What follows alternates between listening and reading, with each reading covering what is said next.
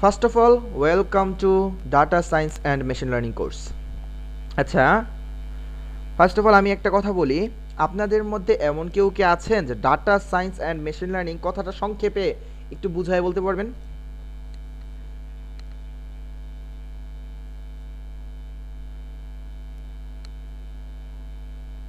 আচ্ছা, আমি এই ব্যাপারটা বুঝাই বলি। ডাটা সায়েন্স হচ্ছে ডাটাকে এমনভাবে তৈরি করা যেটার সাহায্যে কি করা যায়, ডাটা দিয়ে মানে একটা কিছু প্রেডিকশন করা যায়, ডাটাকে ভিজুয়ালাইজেশন করা যায়, এবং মানে মানুষ যেন বিভিন্ন রকমের ডায়াগ্রাম বা বিভিন্ন রকমের মানে প্রেডিকশন দেখেই মানে ডাটাটা বুঝতে পারে, এমনভাবে ডাটাটাকে তৈরি করা হচ্ছে ডাটা সায়েন্স। আর মেশিন লার্নিং হচ্ছে রেকর্ডেড কিছু ডাটা দিয়ে মেশিনকে কিছু শেখানো, যেন মেশিনের ভিতরে মানুষের মতো একটা ব্রেন তৈরি হয়। আমি কি বুঝাইতে পারছি? জি ভাই, বুঝতে পারছি। আচ্ছা, ওকে, তাহলে আমি আমার নেক্সট স্লাইডে যাই। Data science encompasses preparing data for analysis, including cleansing, aggregating, and manipulating the data to perform advanced data analysis, analytics applications, and data scientists can then review the results to uncover patterns and enable business leader two draw informed insights. আচ্ছা, এটা তো সংজ্ঞা বললাম, ঠিক আছে। আচ্ছা, ব্যাপারটা হইতেছে যে ডাটা সায়েন্স হচ্ছে এমন একটা সায়েন্স যেখানে আপনি ডাটা নিয়ে কাজ করবেন। যেমন মনে করেন আপনি রেকর্ড এই ডাটাগুলোকে রেকর্ড করছেন, এখন ওই ডাটার উপর প্রেডিক্ট কইরা আপনি কিছু প্রেডিক্ট করতে চান। যেমন মনে করেন আপনি, হ্যালো, আপনার সবাইকে আমার কথা শুনতে পাচ্ছেন? জি, শুনতে পাচ্ছি। আচ্ছা, ওকে, না বুঝলে কাইন্ডলি বলবেন, হ্যাঁ। আপনি মনে করেন একটা নর্মাল, হ্যাঁ, এক্সেলে ডাটা এন্ট্রি করছেন, এটা কি হইলো? ডাটা এন্ট্রি হইলো। তারপরে কি করলেন? ধরেন ওই ডাটাগুলোরে যোগ করলেন, যোগ বিয়োগ করলেন, ওইটা হচ্ছে নর্মাল ডাটা সায়েন্স, ওটা হচ্ছে নর্মাল ডাটা সায়েন্স। কিন্তু আমরা এখানে ডাটা সায়েন্সের মেশিন লার্নিং এর রিলেটেড যখন ওয়ার্কে যাব, কাজে যাব, তখন ডাটা সায়েন্সের সংজ্ঞাটা আমরা কিভাবে দিব? যে ডাটাগুলোকে এমনভাবে প্রিপেয়ার করা যেন আমরা সেটার সাহায্যে কোনো কিছু প্রেডিক্ট করতে পারি এবং আমার ইউজারকে অনেক সহজে ডাটা সম্পর্কে ধারণা দিতে পারি। আমি কি বুঝতে পারছি?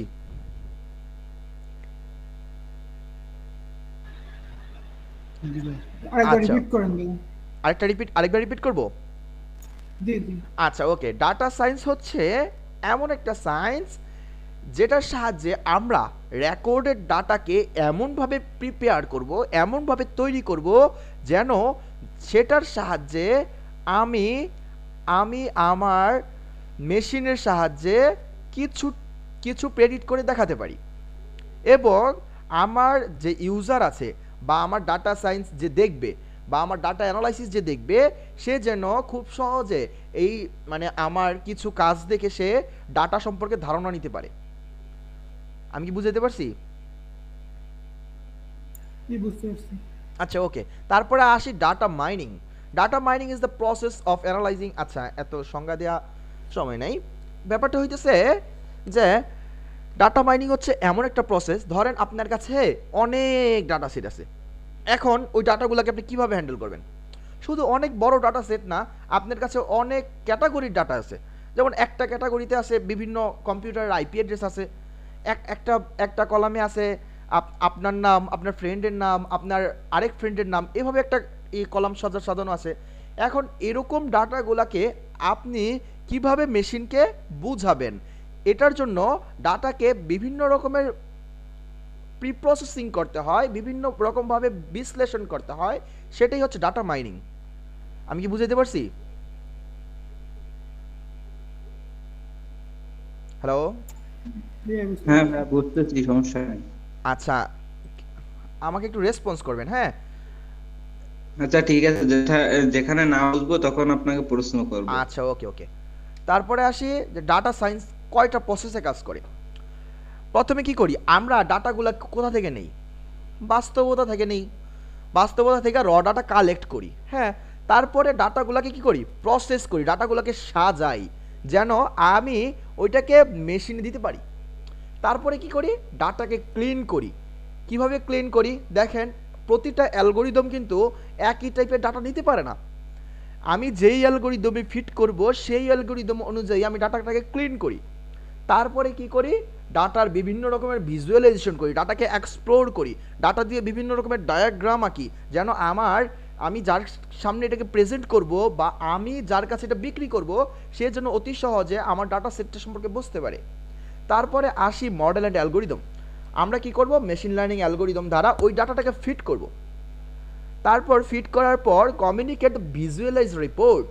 তারপর কি করব, আমি ওই মানে যেই এই মডেলটা আমি ফিট করলাম তারপর সে কিভাবে প্রেডিক্ট করতেছে, কেমন প্রেডিক্ট করতেছে, ভালো স্কোর দিচ্ছে নাকি খারাপ স্কোর দিচ্ছে, সে কি এক্সাক্ট আউটপুট দিতে পারতেছে বা দিতে পারলেও সে কত পার্সেন্ট প্রেডিক্ট করতে পারতেছে এক্স্যাক্টলি, সেটার একটা রিপোর্ট আমরা বিভিন্ন মাধ্যমে দেখব। তারপরে কি করব, যদি ভালো হয় তাহলে আমরা কি করব, ডিসিশন মেক করব যে হ্যাঁ তাহলে তুমি যেহেতু ভালো মানে প্রেডিক্ট করতেছো তাহলে আমার এই ডাটাটা তুমি প্রেডিক্ট করে দেখাও। তারপরে আমরা কি করব, যদি আমার মেক ডিসিশন মানে আমার নিজস্ব ডাটা দিয়ে সে যদি একটা এক্স্যাক্টলি প্রেডিক্ট করতে পারে তাহলে আমি কি বলতে পারবো যে আমার এই অ্যালগোরিদমটা, আমার এই মডেলটা, আমার এই কাজটা আমি ওয়ার্ল্ডে দিতে পারি বা আমি কারো কাছে বিক্রি করতে পারি। তারপরে আমি যখন বিক্রি করব তখন সেটা কি কোথায় যাবে, রিয়েলিটিতে যাবে। যখন সে রিয়েলিটিতে যাবে তখন সে কি করবে, সেটা দেখে মানুষ কিছু শিখতে পারবে। আমি কি ব্যাপারটা বুঝাইতে পারছি এই স্লাইডটা পুরোপুরি? জি আচ্ছা ওকে, তাহলে আমি পরের স্লাইডে যাই।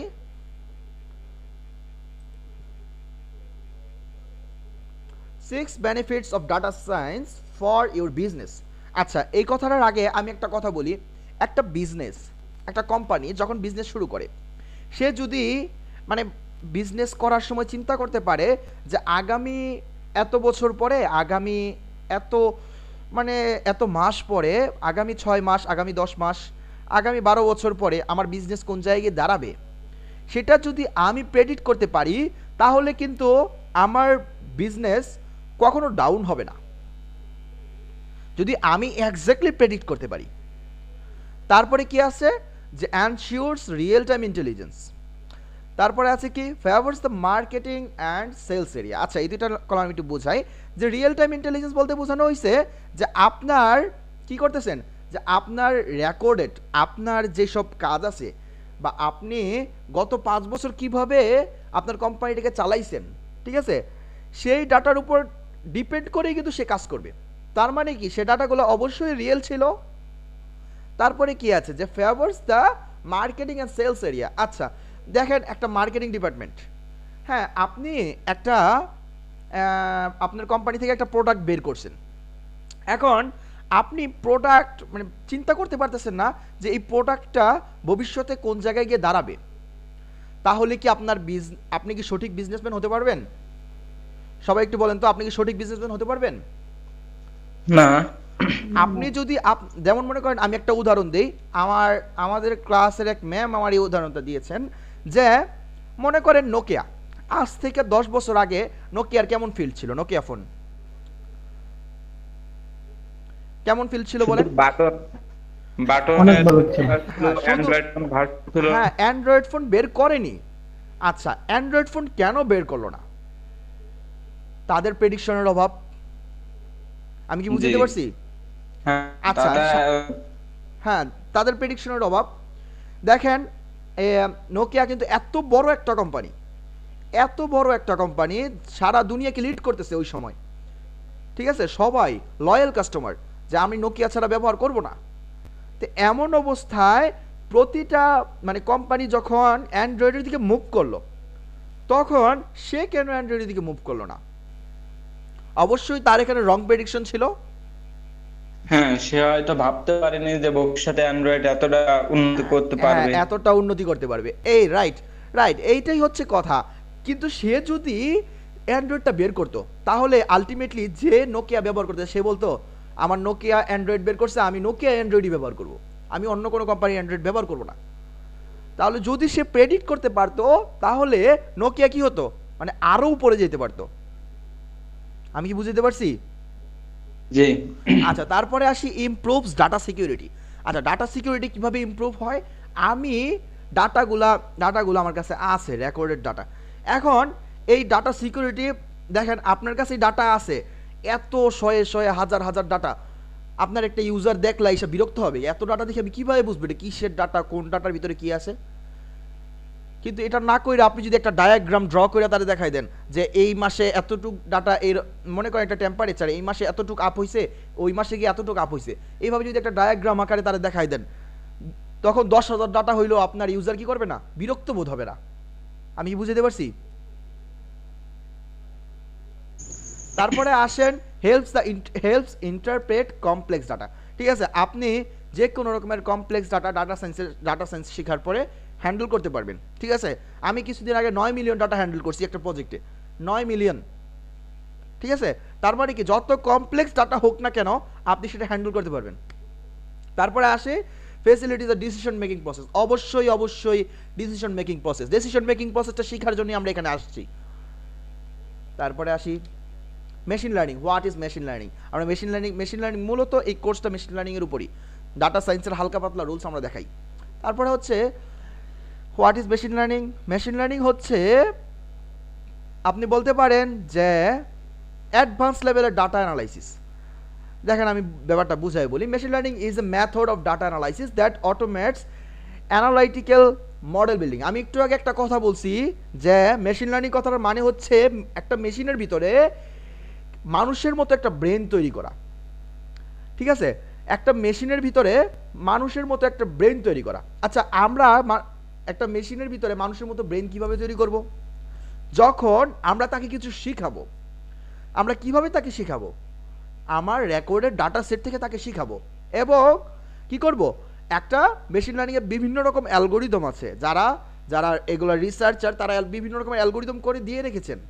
ওইগুলোর দ্বারা আমি কি করতে পারি, মেশিন লার্নিংয়ের সাহায্যে আমি আমার ডাটাকে হ্যান্ডেল করতে পারি এবং নির্দিষ্ট কোনো অ্যালগোরিদম নিয়ে আমি কি করতে পারি, মানুষের মতো করে, মানুষের হিউম্যান ব্রেন যেভাবে কিছু প্রেডিক্ট করে সেভাবে আমি কিছু প্রেডিক্ট করে দেখতে পারি। আমি কি বুঝাইতে পারছি? এই বিষয়টা আমাদের বাস্তব জীবনের সাথেই অনেকটা মিল যায়, যেরকম আমরা কিছু থেকে শিখি তেমনই মেশিন গুলো আগে যেগুলো সেগুলো থেকে আচ্ছা, ওকে, আমি জেনারেলি বুঝাইতে চাই, কেউ যদি জিজ্ঞাসা করে মেশিন লার্নিং এর কোর কনসেপ্ট কি, মেশিন লার্নিং কিসের উপর ডিপেন্ড করে চলে? মেশিন লার্নিং রেকর্ডেড ডাটার উপর কাজ করে। কিসের উপর কাজ করে? মেশিন লার্নিং রেকর্ডেড ডাটার উপর কাজ করে। কেউ যদি এক কথায় জিজ্ঞাসা করে মেশিন লার্নিং কি, what is machine learning? Machine learning মানে হচ্ছে মেশিনকে কিছু শেখানো, যেন সে মানুষের মতো কোনো কিছু প্রেডিক্ট করতে পারে, মানুষের মতো কাজ করে দেখাতে পারে। আমি কি বুঝাইতে পারছি সবাইকে? মেশিনকে তাই ইনপুট দেবো, তাই আউটপুট দেবে। ইনপুট হিসেবে ডাটা দিতে হবে ওর ভিতরে। হ্যাঁ, অবশ্যই ডাটা দিতে হবে। কিন্তু একটা কথা হচ্ছে, আপনি যেমন মনে করেন আপনি চিন্তা করতেছেন, হ্যাঁ, আপনি অ্যাভারেজ বের করছেন, গত 10 বছরের টেম্পারেচারের অ্যাভারেজ আপনি বের করছেন। ঠিক আছে, এটা আপনার ব্রেন থেকে আসছে, কিন্তু আপনি যদি মেশিনকে ওই ব্রেনটা তৈরি করে দেন, সেটাই হচ্ছে মেশিন লার্নিং। আমি কি ব্যাপারটা বুঝতে পারছি? বুঝতে পারছি। সবাই কি মেশিন লার্নিং এর কোর কনসেপ্টটা ক্লিয়ার? আমি একটু সবাইকে ধরে ধরে বলি কোন। আচ্ছা, কিশোর কুমার ভাই, আপনি কি মেশিন লার্নিং এর কোর কনসেপ্টটা ক্লিয়ার? ভাইয়া আপনি কি মেশিন লার্নিং এর কোর কনসেপ্টটা ক্লিয়ার? হ্যাঁ ভাই। আচ্ছা, আরমানুল ইসলাম ভাই, আপনি কতটুকু ক্লিয়ার হয়েছেন? জি ভাই ক্লিয়ার। যাক, আলহামদুলিল্লাহ। আলমৌটুসি আপু, আপনি কতটুকু ক্লিয়ার হয়েছেন? হ্যাঁ ভাই, বুঝতে পারছি। আচ্ছা, দীপ্ত অধিকারী ভাই? জি ভাই, বুঝতে পারছি। আচ্ছা, যাই হোক, মাহিম ভাই কতটুকু বুঝতে পারছেন? জি ভাই, পুরোটাই বুঝতে পারছি। যাক, আলহামদুলিল্লাহ। তাহলে আমি আমার পরের স্লাইডে যাই। মেশিন লার্নিং কিভাবে কাজ করে সেটা আমার এখন দেখার চিন্তা। ঠিক আছে, আগে দেখি যে মেশিন লার্নিং জিনিসটা কি বা মেশিন লার্নিং কোথায় রিলেটেড। আমি মাঝে মাঝে একটা কথা বলি, হয়তো আপনারা শোনেন নাই, মাঝে মাঝে একটা কথা মেশিন লার্নিং রিলেটেড কোনো মিটিং টিটিং হইলে আমি বলে থাকি যে মেশিন লার্নিং হচ্ছে আর্টিফিশিয়াল ইন্টেলিজেন্সের মেরুদণ্ড। আর্টিফিশিয়াল ইন্টেলিজেন্সের যে কোনো লাইনে যান, আপনি মেশিন লার্নিং ছাড়া যেতে পারবেন না, আমি গ্যারান্টি। আপনি আর্টিফিশিয়াল ইন্টেলিজেন্সে এক্সপার্ট হবেন, এআই ইঞ্জিনিয়ার হবেন, বা যাই কিছু হন না কেন, আপনি মেশিন লার্নিং ছাড়া যেতে পারবেন না। এই জন্য আমি বলে থাকি যে আর্টিফিশিয়াল ইন্টেলিজেন্সের মেরুদণ্ডী হচ্ছে মেশিন লার্নিং। আর মেশিন, এই যে দেখতেছেন আপনারা ডিপ লার্নিং, কম্পিউটার ভিশন, এগুলো মেশিন লার্নিং এর পার্ট।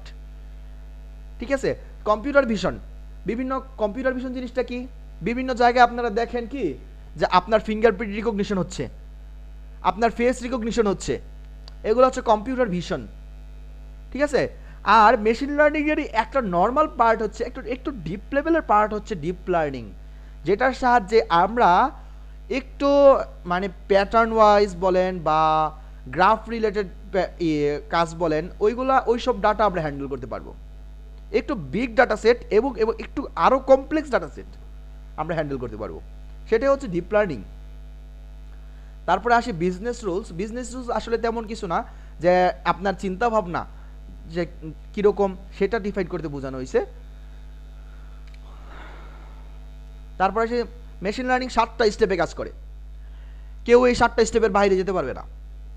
ঠিক আছে, ফার্স্টে গ্যাদারিং ডাটা, আপনাকে ডাটা কালেক্ট করতে হবে কাজ করতে হলে। তারপরে কি করতে হবে, প্রিপেয়ারিং দ্যাট ডাটা, ডাটাগুলোকে প্রিপেয়ার করেন যেন আপনি অ্যালগরিদমে ফিট করতে পারেন।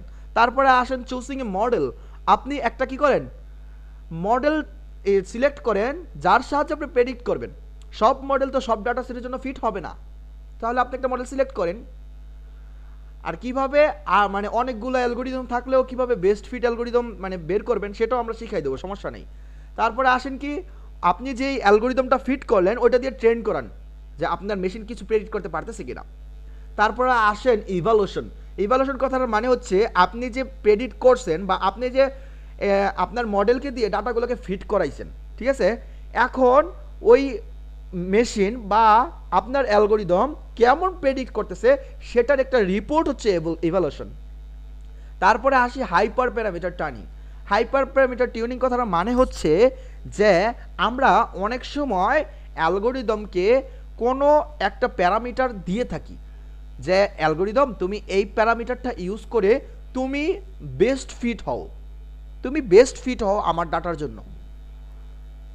ঠিক আছে, যেমন মনে করেন আমার একটা সাহায্যকারী, যেমন মডেলটা হচ্ছে আমি কি করলাম, যেমন আমি ক্রিকেট খেলি, ঠিক আছে, ব্যাটটা কি আমার সাহায্যকারী। এরকম এই ব্যাটটা অনেক সময় আমার দরকার পড়ে, যখন আমি খেলতে যাই তখন দরকার পড়ে। আমি কি বুঝাইতে পারছি? এটি হচ্ছে হাই প্যারামিটার ট্রেনিং। যখন এই 6টা স্টেপ কমপ্লিট হবে তখন কি আমি বুঝাইতে পারবো যে হ্যাঁ তুমি প্রেডিক্ট করতে পারো কিছু, যে তুমি যেহেতু এত ভালো স্কোর দিচ্ছ, তোমার হাইপার প্যারামিটার টিউনিংও ভালো, তোমার ইভালুয়েশন রিপোর্টও আমি দেখলাম ভালো, তুমি ট্রেন করতেছো ভালো, তোমার ডাটাটা খুব ভালো প্রিপেয়ার হয়েছে, তখন আমি কি করতে বলবো যে হ্যাঁ তুমি এখন ফাইনালি তুমি কিছু প্রেডিক্ট করে আমাকে দেখাও, বা আমি আমার মেশিনটাকে বাজারজাত করতে পারি। তারপরে আসি পরের কাজ, the types of machine learning. Machine learning কত ধরনের? মেশিন লার্নিং 3 ধরনের, supervised machine learning, unsupervised machine learning, reinforcement machine learning. আচ্ছা, এভাবে আপনারা বুঝবেন না, আমি ডায়াগ্রামের সাহায্যে আপনাদের বুঝিয়ে দিচ্ছি যে এটা হচ্ছে সুপারভাইজড মেশিন লার্নিং। দেখেন সুপারভাইজড মেশিন লার্নিং আপনার কাছে কি আছে, এটা হচ্ছে স্পিড, এটা হচ্ছে রিস্ক। আপনি চিন্তা করেন যে আপনি বাইক চালাচ্ছেন, আপনার স্পিডের উপর ডিপেন্ড করতেছে কি আপনার রিস্ক। এখন একটা ডাটা সেট তৈরি হয়েছে যে আপনার কত স্পিডে কতটা রিস্ক আছে, হ্যাঁ সেটা একটা ডাটা সেট আপনি তৈরি করলেন, যে 200 স্পিডে আপনি দিচ্ছেন 95, 90 স্পিডে দিচ্ছেন 20, 300 মানে স্পিডে দিচ্ছেন 98, এরকমভাবে একটা ডাটা সেট তৈরি হয়েছে। এখন একটা আপনি ওই মেশিনটাকে বাজারজাত করলেন বা আপনি প্রেডিক্ট করবেন ওই মেশিনটা দিয়ে কিছু, দেখি যে আমার স্পিড ধরেন 120 দিলে সে কি প্রেডিক্ট করে দেখায়, এরকমভাবে কিছু চিন্তা করবেন। ঠিক আছে, দেখেন 200 এবং 95 স্পিড রিস্ক, আর দেখেন স্পিড 200 এবং 95 কোথায়, এই দেখেন 95 এখানে একটা আছে, এই যেটা 95, কিন্তু সে ফিট করতেছে কি বা সে প্রেডিক্ট করতেছে কি, এই যেটা হচ্ছে 95 ধরেন, বা 100-র কিছু কম না, 295, হ্যাঁ, বা 200 হচ্ছে স্পিড আর রিস্ক পার্সেন্টেজ হচ্ছে 95, ঠিক আছে। তাহলে সে প্রেডিক্ট করতেছে এই যে এখানে কত প্রেডিক্ট করতেছে, যে 77 পয়েন্ট সামথিং হবে নাকি, বা 77 or 78। তার মানে হচ্ছে আপনি এই আপনার মেশিনকে বললেন যে এই স্পিডটার সাহায্যে এই রিস্কটা আছে, এখন তুমি এটা ট্রেন করো, এটা দেখে তুমি শিখো এবং কিছু প্রেডিক্ট করার চেষ্টা করো। সে এক্সাক্ট আউটপুট দিতে পারবে না। যখন আপনি রিগ্রেশনে যান তখন সে, বা রিগ্রেশন বলে কি, এটা হচ্ছে রিগ্রেশন অ্যানালাইসিস, যাই হোক, যে আপনার মেশিন আপনাকে কেমন একটা প্রেডিক্ট করে দেখাইতেছে। আমি কি বুঝতে পারছি বিষয়টা? যে দেখেন আমার ডাটা সেটটা ছিল এরকম, কিন্তু সে এই সরল রেখা বরাবর কিছু একটা প্রেডিক্ট করে দেখাইছে। আমি কি বুঝতে পারছি? জি, যে ওর কাছাকাছি মান যেটা হ্যাঁ, একটা কোশ্চেন ছিল এখানে। হ্যাঁ বলেন, শুনি। হ্যাঁ, আচ্ছা এখানে ভাইয়া মানে 200 এর জন্য রিস্ক পার্সেন্টেজ হচ্ছে 95, কিন্তু 260 এর জন্য কম কেন, মানে 95 থেকে? আচ্ছা, এটা এটা আসলে একটা ডাটা সেট, আসলে মানে এটার কারণেই তো এই ঘটনাটা ঘটছে, ঠিক আছে। দেখেন আপনার মানে ইউজার দিতেছে, ঠিক আছে, এরকম এরকম একটা ডাটা সেট দিচ্ছে, ঠিক আছে। এখন এরকম মানে অমিল দেখাইছে, কারণ হচ্ছে যে আপনার মেশিনকে আপনি অমিল ডাটা সেট দিয়েই ট্রেন করায় দেখান। এখন আপনি বলতেছেন যে এখানে কি বলছেন যেন 260-এর জন্য 91 কেন। এখন আপনার কাছে আমি জিজ্ঞাসা করলাম, ভাই আপনি তো 200 স্পিডে গাড়ি চালাচ্ছেন, আপনার কাছে রিস্ক কেমন মনে হয়? আমি কিন্তু এখনো প্রেডিকশনে যাইনি, আমি কিন্তু এক্সাক্ট রিস্ক জানি না, কিন্তু আমি কিছু প্রেডিক্ট করিনি। আমি আমার নর্মাল মতামত দিলাম যে হ্যাঁ আমার প্রেডিকশন দাঁড়াতে পারে যে আমি যদি 260 স্পিডে চালাই 91% রিস্ক হতে পারে। এমন আরেকজনকে জিজ্ঞাসা করা হইলো, ভাই আপনি 200 স্পিড যে দিচ্ছেন আপনার রিস্ক কত হতে পারে? 95। সে বললো, ভাই আমার 95 স্পিড এই রিস্ক হতে পারে, 95% রিস্কে আছি, ঠিক আছে। এখন আমি ওইটা দিয়ে আপনি যে কাজটা বললেন, যে কথাটা বললেন যে অনেকে অনেক রকমের মতামত দিতে পারে, সেটা হচ্ছে রেকর্ডেড ডাটা।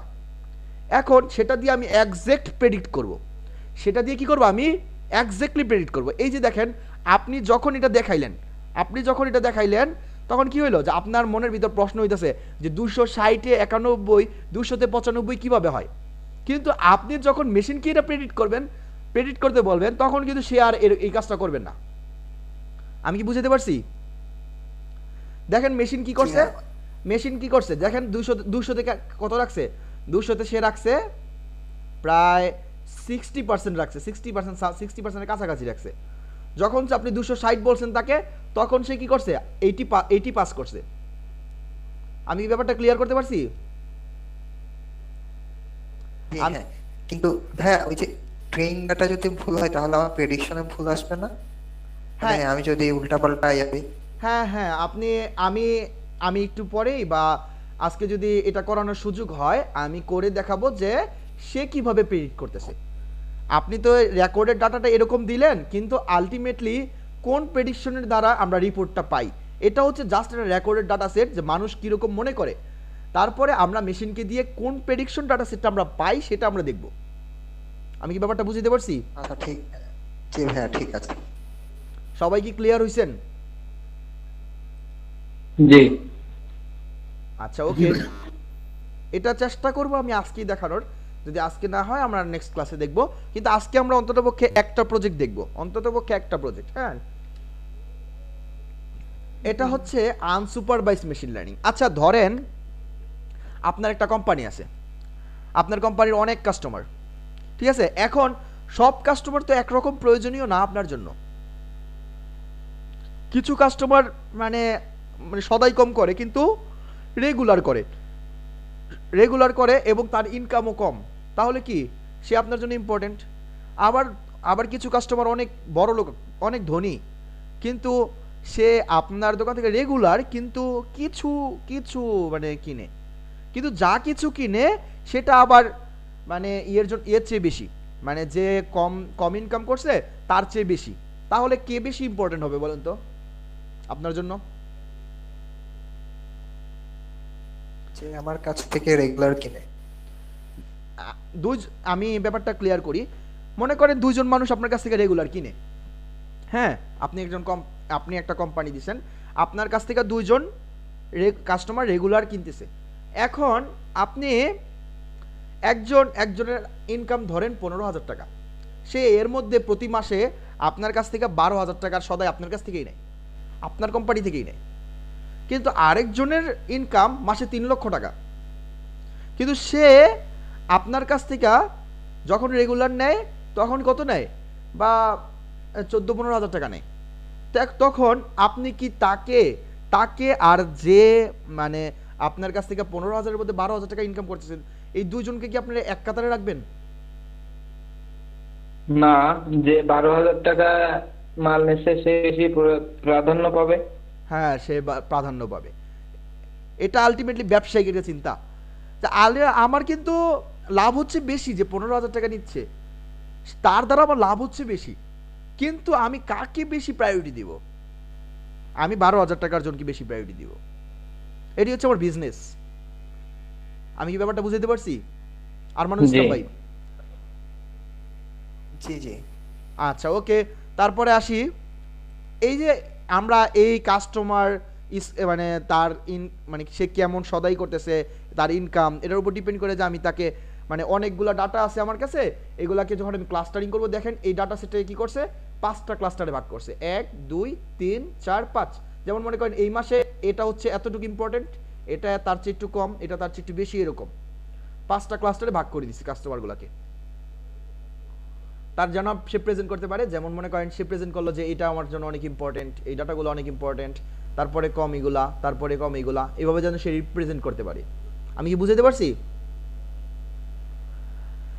আলটিমেটলি এটার সাহায্যে কিন্তু অনেক সময় দেখেন যে অনেক কাস্টমারকে অনেক কিছু অফার করা হয়, তাকে কিন্তু এই ক্লাস্টারিং এর সাহায্যে অফার করা হয়, যে সে আপনার জন্য কতটুকু স্কোর দিচ্ছে, আপনার কোম্পানির জন্য কতটুকু ইম্পর্টেন্ট সে, এটার উপর ডিপেন্ড করে ই করা হয়, মানে আপনাকে কিছু অফার করা হয়। আমি কি বুঝতে পারছি এটা কখন দরকার? জি। আচ্ছা ওকে, তারপরে আসি পরের স্লাইডে আসি, রিইনফোর্সমেন্ট মেশিন লার্নিং। দেখেন কি হচ্ছে, দেখেন এখানে ডাটাগুলা এই 3 টাইপের ডাটা আছে এখানে, কিন্তু অনেক অগুছালো, কোথায় কোন ডাটা আছে আমি মানে খুঁজে বের করতে পারতেছি না।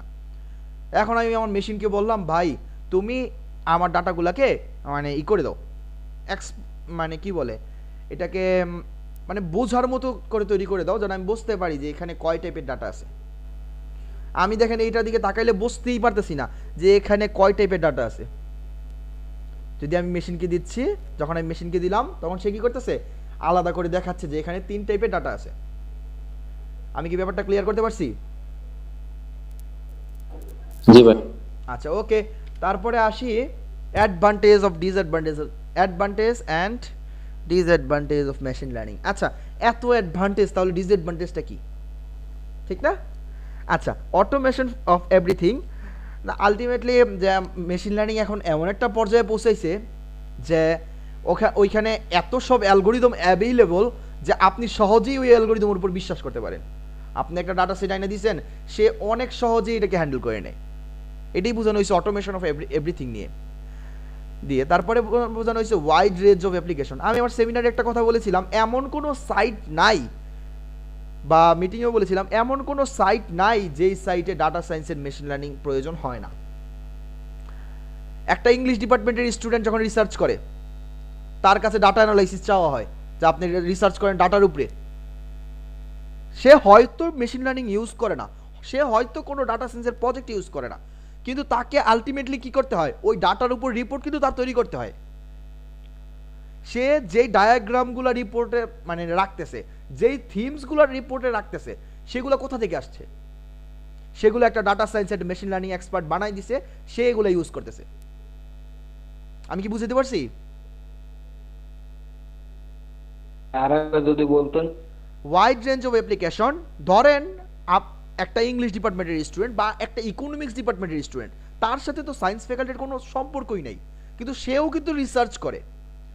সে কি করে, ফাইনাল মানে বিএসসি যখন মানে বিএসসি বা এমএসসি যখন ফাইনাল দিচ্ছে, তাকে বলা হয় না যে তুমি থিসিস রিসার্চ তুমি রিসার্চ প্রজেক্ট দাও, বলা হয় না?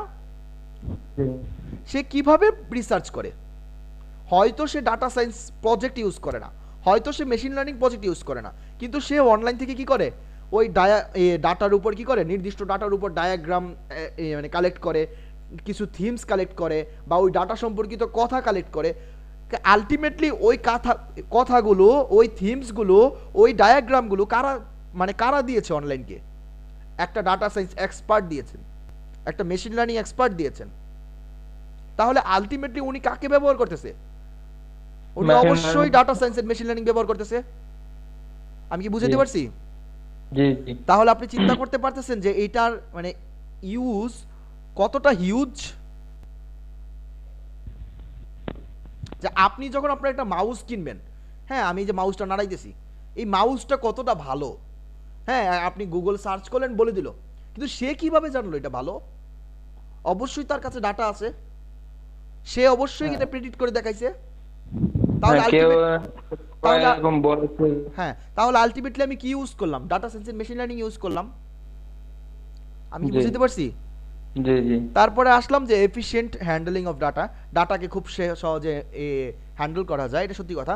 Best for education. দেখেন একটা কথা, যে আপনারা এখন চিন্তা করেন যে ডায়াবেটিক্স মানে চিনি বেশি খেলে ডায়াবেটিক্স মানে বেড়ে যায়। এটা আপনি কিভাবে চিন্তা করলেন? অবশ্যই ডাটা সায়েন্সের কাজ হয়েছে ভিতরে। আচ্ছা, যারা ডায়াবেটিক্স নিয়ে লেখাপড়া করে তারা কি মানে এইসব নিয়ে লেখাপড়া করে না? তারা যে এইসব নিয়ে লেখাপড়া করতেছে এগুলো কোথা থেকে আসলো? অবশ্যই কোনো রেকর্ডেড ডাটা থেকে আসছে। ডাটা থেকে আসার পরেই কিন্তু এটা আমার এডুকেশনের জন্য ভালো হয়েছে। এবং যখন এই সব কাজ হয়ে গেছে তখন আমি বলতেছি যে হ্যাঁ তোমার এই চিনি বেশি খেলে ডায়াবেটিস বেড়ে যাবো। তার মানে কি আমি এটা শিখতে পারতেছি? সে প্রেডিক্ট করছে বিধায় তো আমি শিখতে পারতেছি, নাহলে পারতাম? তারপরে আসে পসিবিলিটি অফ হাই এরর। কিছু কিছু মানে মডেল আছে যারা সব রকমের ডাটা নিতে পারে না, তখন আপনার হাই পসিবল এরর থাকতে পারে। তারপরে অ্যালগোরিদম সিলেকশন। দেখেন অ্যালগোরিদম সিলেকশনটা টোটালি আপনার কাছে, যা আপনি মানে একটু কষ্ট করে অ্যালগোরিদম সিলেক্ট করতে হয় যে আপনার এই ডাটার উপর কোন অ্যালগোরিদমটা ফিট হবে, ঠিক আছে? এটা আপনার চিন্তা করে বের করতে হয়, ঠিক আছে? এটা অবশ্যই আপনার জন্য এটা লোড, হিউম্যান লোড, ঠিক আছে? তারপরে আসছেন ডাটা ইকুইজিশন। এখন আপনি মেশিনকে কোনো ডাটা দেন নাই, কোনো ডাটাই দেন নাই মেশিনকে। এখন আপনি মেশিনকে বলতেছেন মেশিন তুমি প্রেডিক্ট করে দেখাও যে আজকে বৃষ্টি হবে কিনা। মেশিন কি প্রেডিক্ট করতে পারবে? মেশিনের কাছে কিছু নাই। পারবে প্রেডিক্ট করতে? পারবে প্রেডিক্ট করতে বলেন? পারবে না। ব্যাপারটা বুঝতে পারছি? তার মানে কি তাকে দিতে হবে। আর তারপর আছেন টাইম এন্ড স্পেস। টাইম তো অবশ্যই লাগে, আর স্পেস কমপ্লেক্সিটি বলতে মানে ডাটা সায়েন্সের যারা কাজ করে তারাই মানে অন্য কেউ মানে র্যামের স্পেসের মায়া বুঝুক আর না বুঝুক, ডাটা সায়েন্সের এক্সপার্টরা মাস্ট বোঝে যে একটা র্যামের 1 MB কতটা দামি এটা একমাত্র ডাটা সায়েন্স এক্সপার্ট যারা তারা মনে হয় বুঝে। আমি কি বুঝাতে পারছি? কারণ আপনি মেশিনকে যে কাজ করাচ্ছেন আপনার র্যামটা কতটুকু লোড হচ্ছে, আমি কি বুঝাতে পারছি? জি ভাইয়া। আচ্ছা ওকে, আমার data science and machine learning এর ইন্ট্রোডাক্টরি এই পর্যন্তই, কিন্তু আমরা এখন একটা অ্যালগোরিদম দেখব। কি বলেন? শুধু ইন্ট্রোডাক্টরি তো আমি সেমিনারেও দিয়েছি, মিটিংয়েও দিয়েছি, ঠিক না? এখানে হয়তো একটু স্পেশাল দেখলাম। এখন আমরা একটা অ্যালগোরিদম দেখব। হ্যাঁ, অ্যালগোরিদমের নাম হচ্ছে লিনিয়ার রিগ্রেশন। আচ্ছা আমি একটু কথা বলি লিনিয়ার রিগ্রেশন সম্পর্কে, একটু কথা বলি। হোয়াট ইজ লিনিয়ার রিগ্রেশন কেউ বলতে পারবেন এখানে? না ভাই একটু বলেন। আচ্ছা ওকে, আমি বলে দেই। লিনিয়ার রিগ্রেশন হচ্ছে এমন একটা অ্যালগোরিদম যেটা দাঁড় করানো হয়েছে স্ট্রেট লাইন থিওরিমের উপর। কোন থিওরিমের উপর দাঁড় করানো হয়েছে? স্ট্রেট লাইন থিওরিমের উপর দাঁড় করানো হয়েছে। স্ট্রেট লাইন থিওরিম কি কারো কি মনে আছে? স্ট্রেট লাইন থিওরিম হচ্ছে y = mx + c। আমরা সবাই মানে কম বেশি ইন্টারমিডিয়েটে পড়ছি বা এসএসসিতে পড়ছি, y = mx + c এরকম একটা সূত্র পড়ছিলাম না? সরল রেখার সূত্র। জি ভাইয়া, হ্যাঁ, সরল রেখার সূত্র। ওই সূত্রটার উপর ডিপেন্ড করে, ওই সূত্রটার উপর বেস করে একটা অ্যালগোরিদম তৈরি হয়েছে, সেটা হচ্ছে y = mx + c। ওকে, এবার আমি আমার পড়াশোনায় চলে যাই।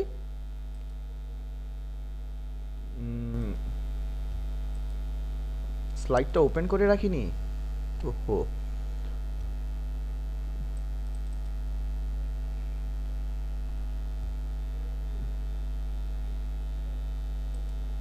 আচ্ছা ওকে। আচ্ছা আগে আমরা রিগ্রেশন, লিনিয়ার কথাটার মানে বুঝছি যে স্ট্রেট লাইনের জন্য তাকে লিনিয়ার বলা হয়েছে। এখন রিগ্রেশন কথাটার মানে কি? মেশিন লার্নিং এ দুই ধরনের প্রবলেম সবচেয়ে বেশি, সেটা হচ্ছে একটা হচ্ছে রিগ্রেশন প্রবলেম, একটা হচ্ছে ক্লাসিফায়ার প্রবলেম। আমি একটা প্রবলেমকে কখন রিগ্রেশন প্রবলেম বলবো, এটাকে বলা হয় রিগ্রেশন প্রবলেম। সরি, রিগ্রেশন না, আমার স্পেলিংয়ে মিস্টেক হচ্ছে।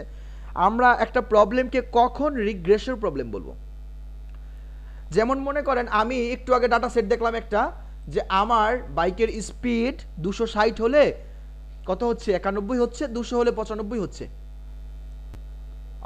আরমানুল ইসলাম ভাই খেয়াল করেননি?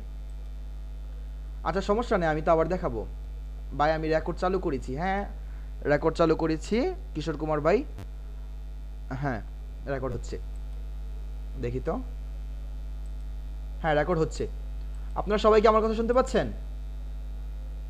জি ভাইয়া পাচ্ছি। আচ্ছা ওকে। ব্যাপারটা হচ্ছে যে আমি স্লাইডটা আবার দেখাবো আরমানুল ইসলাম ভাই। আমি এখন ব্যাপারটা ক্লিয়ার করি, যে ধরেন আপনার একটু আগে ছিল 200-তে ছিল 91, সরি 200 স্পিডে ছিল 95, 260-এ ছিল 91, এরকম একটা ছিল।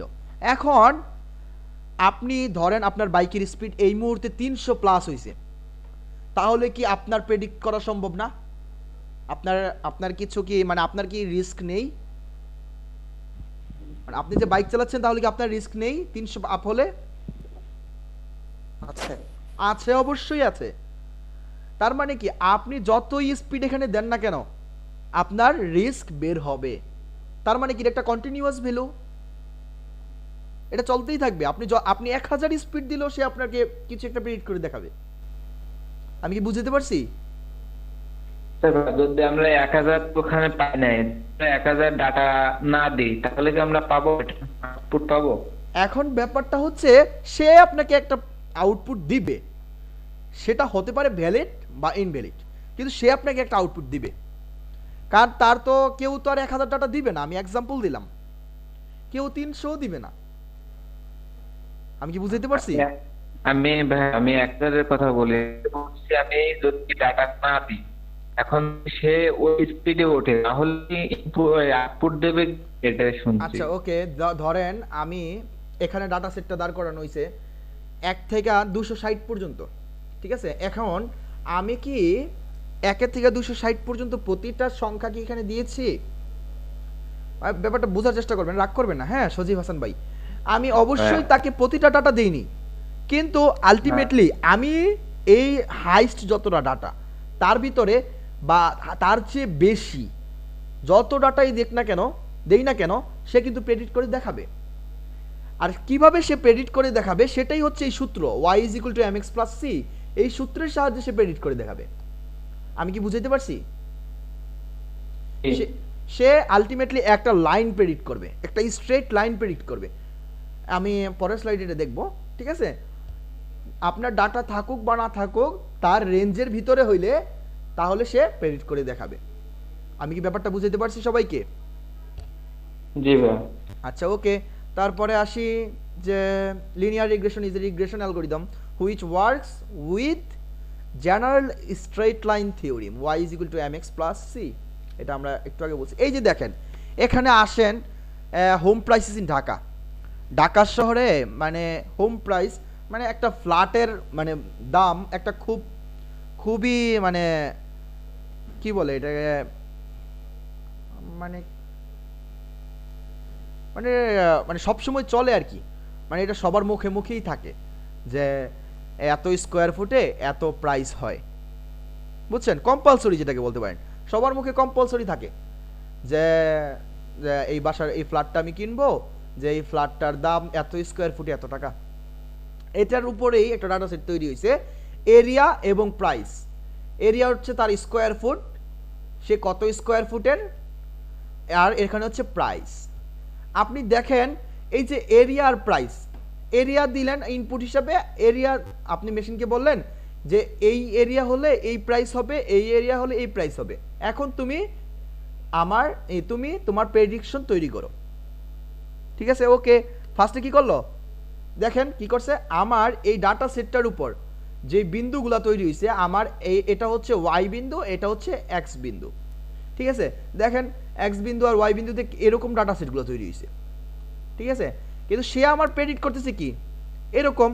তাহলে আপনি সজীব ভাই যে কথাটা বলছিলেন, তাহলে দেখেন আমার 2000-এর কি কোনো এখানে কোনো ডাটা আছে? 2000-এর না 2000-এর কোনো ডাটা নাই, কিন্তু আলটিমেটলি আমি 2000-এর জন্য কত পাচ্ছি? 4000 পাচ্ছি টাকা। কত পাচ্ছি? 4000। তার মানে কি তার রেঞ্জের ভিতরে হলেই সে কাজ করতে পারবে। সে তাকে ডাটা দেন বা না দেন, তারা সে চিন্তা করবে আমার রেঞ্জের বাইরে গিয়েও চিন্তা করবে। আপনি যদি এইখানে 5000 পর্যন্ত আসে, এখন যদি আপনি 10,000 দেন তাও সে প্রেডিক্ট করে দেখাতে পারবে। কিন্তু তার আশেপাশে কোনো ডাটা নেই, হয়তোবা একটু আকপিচ হবে, কিন্তু সে প্রেডিক্ট করে দেখাতে পারবে। আমি কি বুঝাইতে পারছি? জি ভাই, আমি এটা শুনতে আসছিলাম, বুঝছি।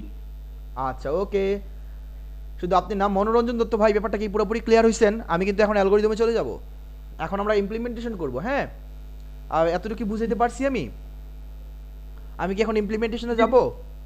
জি ভাই শুরু করেন। আরমানুল ইসলাম ভাই, আমি কি ইমপ্লিমেন্টেশনে যাব?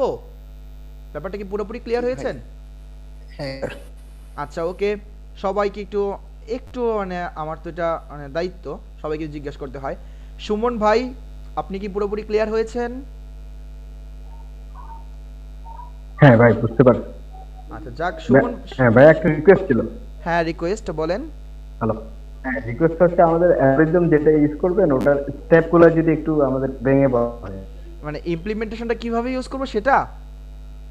হ্যাঁ, ইমপ্লিমেন্টেশনের সময় অ্যালগরিদম যেটা ইউজ করবেন উইথ ডাটা, ওই অ্যালগরিদমটার স্টেপ আছে, মানে ভিতরে না, কিভাবে আপনারা কাজ করার পরে তার আমি একটা দুইটা প্রজেক্ট বা আমি চেষ্টা করি প্রতিটা অ্যালগরিদমের উপর অ্যাটলিস্ট 2টা প্লাস প্রজেক্ট করানোর জন্য। ঠিক আছে, তারপরে যদি আপনি বলেন যে কোন একটা স্টেপে আপনার প্রবলেম হইছে, ঠিক আছে, আমি সেটা দেখাই দিব। আর আপনি যেটা বলছেন যে স্টেপ তৈরি করে রাখতে, ঠিক তো? না মানে সাপোজ না আপনি যে বলছিলেন অ্যালগরিদমের উপর গুরুত্ব দিতে হবে, মানে কোথায় কোন অ্যালগরিদম ইউজ করতে হ্যাঁ, হবে সেটা আমি শিখাই দেব। অ্যালগরিদমের যদি স্টেপগুলো আমাদের কাছে ক্লিয়ার থাকে তাহলে আমরা বুঝতে পারবো এই ডাটা দিয়ে এই অ্যালগরিদম এখন বিষয়টা হচ্ছে অ্যালগরিদম সিলেক্ট করতে অনেক এমএল ইঞ্জিনিয়ার, মানে অনেক এমএল ইঞ্জিনিয়ার এক্সপার্ট যারা, তারাও অ্যাবল না, মানে মানে মানে অ্যাবল মানে সঠিক ফিট করতে পারে না। কিন্তু আমি ইনশাআল্লাহ মানে আমি নিজে পারি না, আমি বলতেছি না যে আমি অতটুকু পারি, কিন্তু আমি এমন একটা টেকনিক জানি যেটার সাহায্যে আপনি আমার কোর্সটা যখন 60% কমপ্লিট হবেন, তখন আমি আপনাকে ইনশাআল্লাহ একটা টপিক দেখাবো। সেটার নাম হচ্ছে অ্যানসেম্বল টপিক। সেই টপিকটার নাম হচ্ছে অ্যানসেম্বল। ঠিক আছে, ওই মেথডটা, এটা আসলে একটা মেথড যেটার ভিতরে আপনি যদি 10টা অ্যালগরিদমও দেন বা 20টা অ্যালগরিদমও দেন, সে বলে দিবে যে কোন অ্যালগরিদমটা বেস্ট। আমি কি বুঝাইতে পারছি? হ্যাঁ আপনার ডাটা সেটের জন্য কোন অ্যালগরিদমটা বেস্ট সেটা সে আপনাকে বলে দিবে। আমি কি বুঝাইতে পারছি? আর বাকিটা ভাইয়া আপনার এক্সপেরিয়েন্সের উপর ডিপেন্ড করবে। বাকিটা অবশ্যই আপনার এক্সপেরিয়েন্সের উপর ডিপেন্ড করবে। এমন কোনো সিস্টেম নাই যেটাকে আমি বলে দিতে পারবো যে এই ডাটা সেটে এই মুহূর্তে এটাই স্কোর বেস্ট দিচ্ছে, আরেকটা অ্যালগরিদম দিবে না। এখানে এমএল এর ওয়ার্ল্ডে অ্যালগরিদমের কোনো শেষ নেই। সুমন ভাই, আমি কি ব্যাপারটা বুঝতে পারছি? আচ্ছা, সবাইকে আমার বিষয়টা পুরোপুরি ক্লিয়ার হয়েছে? নোবেল রহমান ভাই পুরোপুরি ক্লিয়ার হয়েছেন? ভাই আমার একটা কোশ্চেন ছিল। হ্যাঁ, মনোরঞ্জন দত্ত ভাই বলতে পারেন। ভাই আমরা কি টাইপের ডাটা সেট নিয়ে কাজ করব? ইমেজের ডাটা সেট আছে, তারপরে টেক্সটের আছে, তারপরে ভয়েসের আছে, বিভিন্ন ধরনের তো আছে। আর আমরা কোন টাইপের ডাটা সেট নিয়ে কাজ করব? আমরা এই কোর্সটা শেষ হওয়ার পর, ঠিক আছে, আমরা কোর্সটা শেষ হওয়ার পর আমি আপনাকে এমন একটা জায়গায় নিয়ে তৈরি করব, আপনি যে কোনো রকমের রেকর্ডেড ডাটা সেট নিয়ে কাজ করতে পারবেন। আমি কি বুঝাতে পারছি?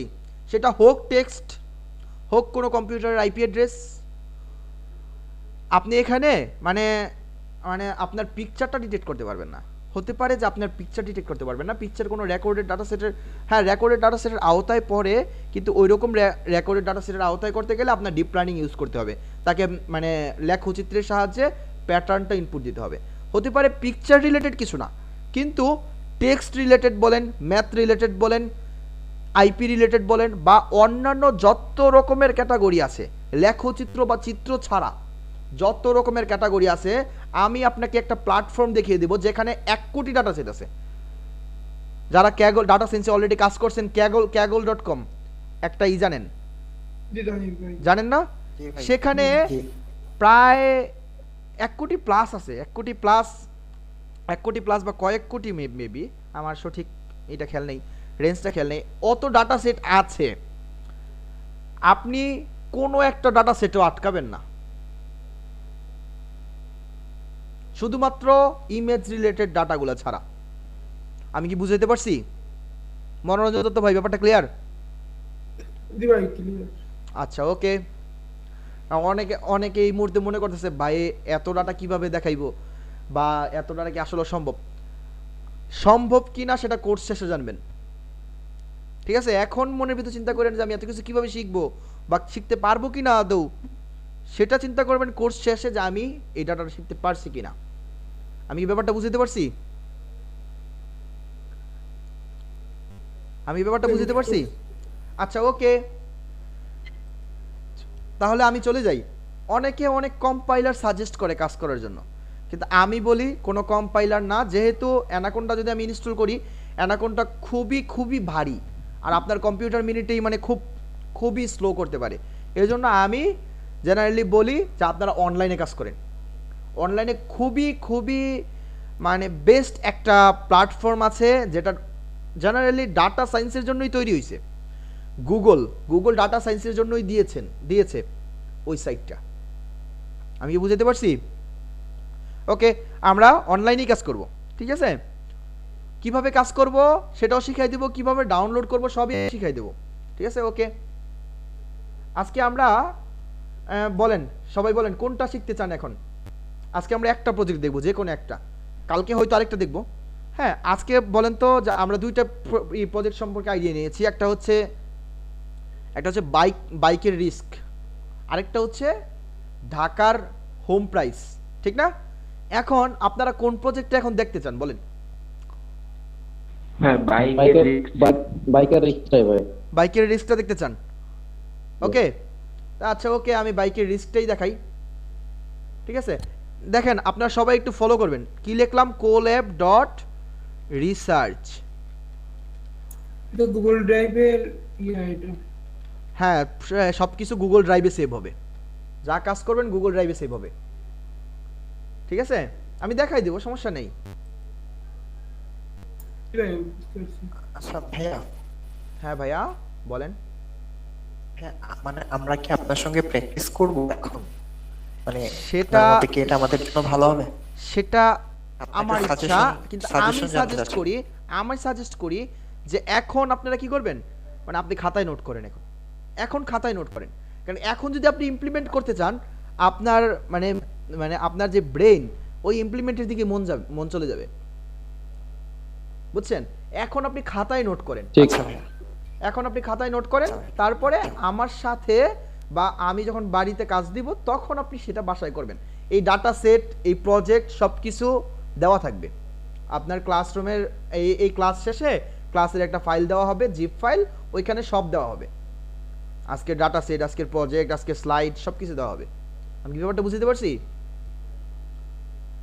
জি আচ্ছা ভাইয়া। ওকে, চলে আসছে কোল্যাবের, এরকম চলে আসছে এরকম একটা উইন্ডো, colab.research.com google.com এরকম লেখলে চলে আসবে। তারপরে এখান থেকে আমরা নিউ নোটবুক নিব।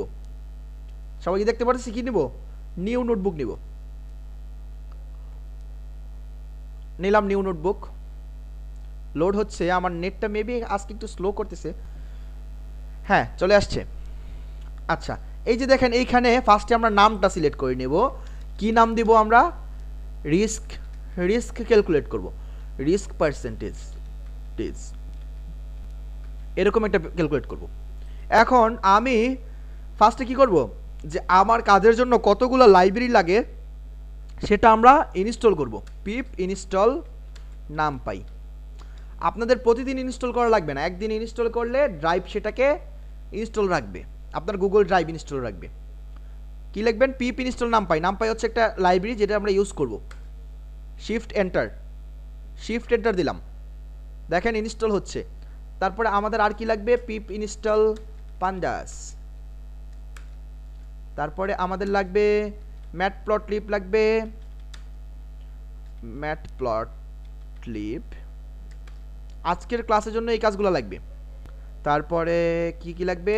সাইকিট-লার্ন লাগবে।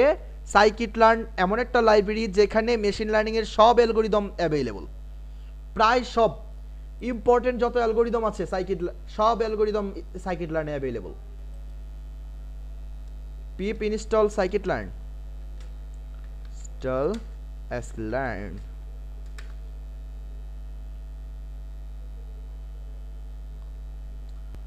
আচ্ছা ওকে, আপাতত আমাদের আর কোনো দরকার নেই, ঠিক আছে? আমাদের এই লাইব্রেরিগুলোই দরকার। এখানে আমরা কি এন্টার করছি বলেন তো? শিফটে ক্লিক করে এন্টার দিছি, তারপর এটা রান হয়েছে। আপনি যদি চান এইভাবেও রান করে দিতে পারেন। ক্লিয়ার হয়েছেন কিভাবে রান করছি প্রতিটা লাইন? সবাই কি ক্লিয়ার হয়েছেন? আর যদি নিউ লাইন নিতে হয়, এই যে এখানে টিপ দিবেন, নিউ লাইন হয়ে যাবে, এখানে টিপ দিবেন, নিউ লাইন হয়ে যাবে। ওকে, এবার আমরা লাইব্রেরিগুলোকে ইম্পোর্ট করব আমার কাজের জন্য। ওকে, সবার আগে আমরা কি করব? আমার ডাটা সেটটাকে ইম্পোর্ট করব ফ্রম google.colab import files। আমি google.colab কে বললাম আমি তোমার মধ্যে কিছু ফাইল ইম্পোর্ট করতে চাই। ওকে, এবার আমি ইম্পোর্ট করি। এই লাইনটার সাহায্যে সে আমাকে অনুমতি দিল যে হ্যাঁ তুমি করতে পারবে। এখন আমি করব। আমার ডাটা সেটটা ইম্পোর্ট করি। মেশিন লার্নিং কোর্স রিগ্রেশন কোথায়? রিগ্রেশন। আজকে আমরা ওই রিস্কটা বলছেন ঠিক না? কার ড্রাইভিং রিস্ক অ্যানালাইসিস। ওকে, কার ড্রাইভিং রিস্ক অ্যানালাইসিস দেখবো আমরা। ডাটা সেট, তারপরে মানে প্রজেক্ট নিয়ে কেউ টেনশন করবে না, কোড নিয়েও কেউ টেনশন করবে না, আমি কোড দিয়ে দিব ক্লাস শেষে।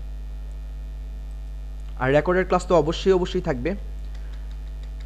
Import numpy as np, import pandas as pd, import matplotlib.pyplot as plt, import এখন আমরা learn.linear model, import linear regression।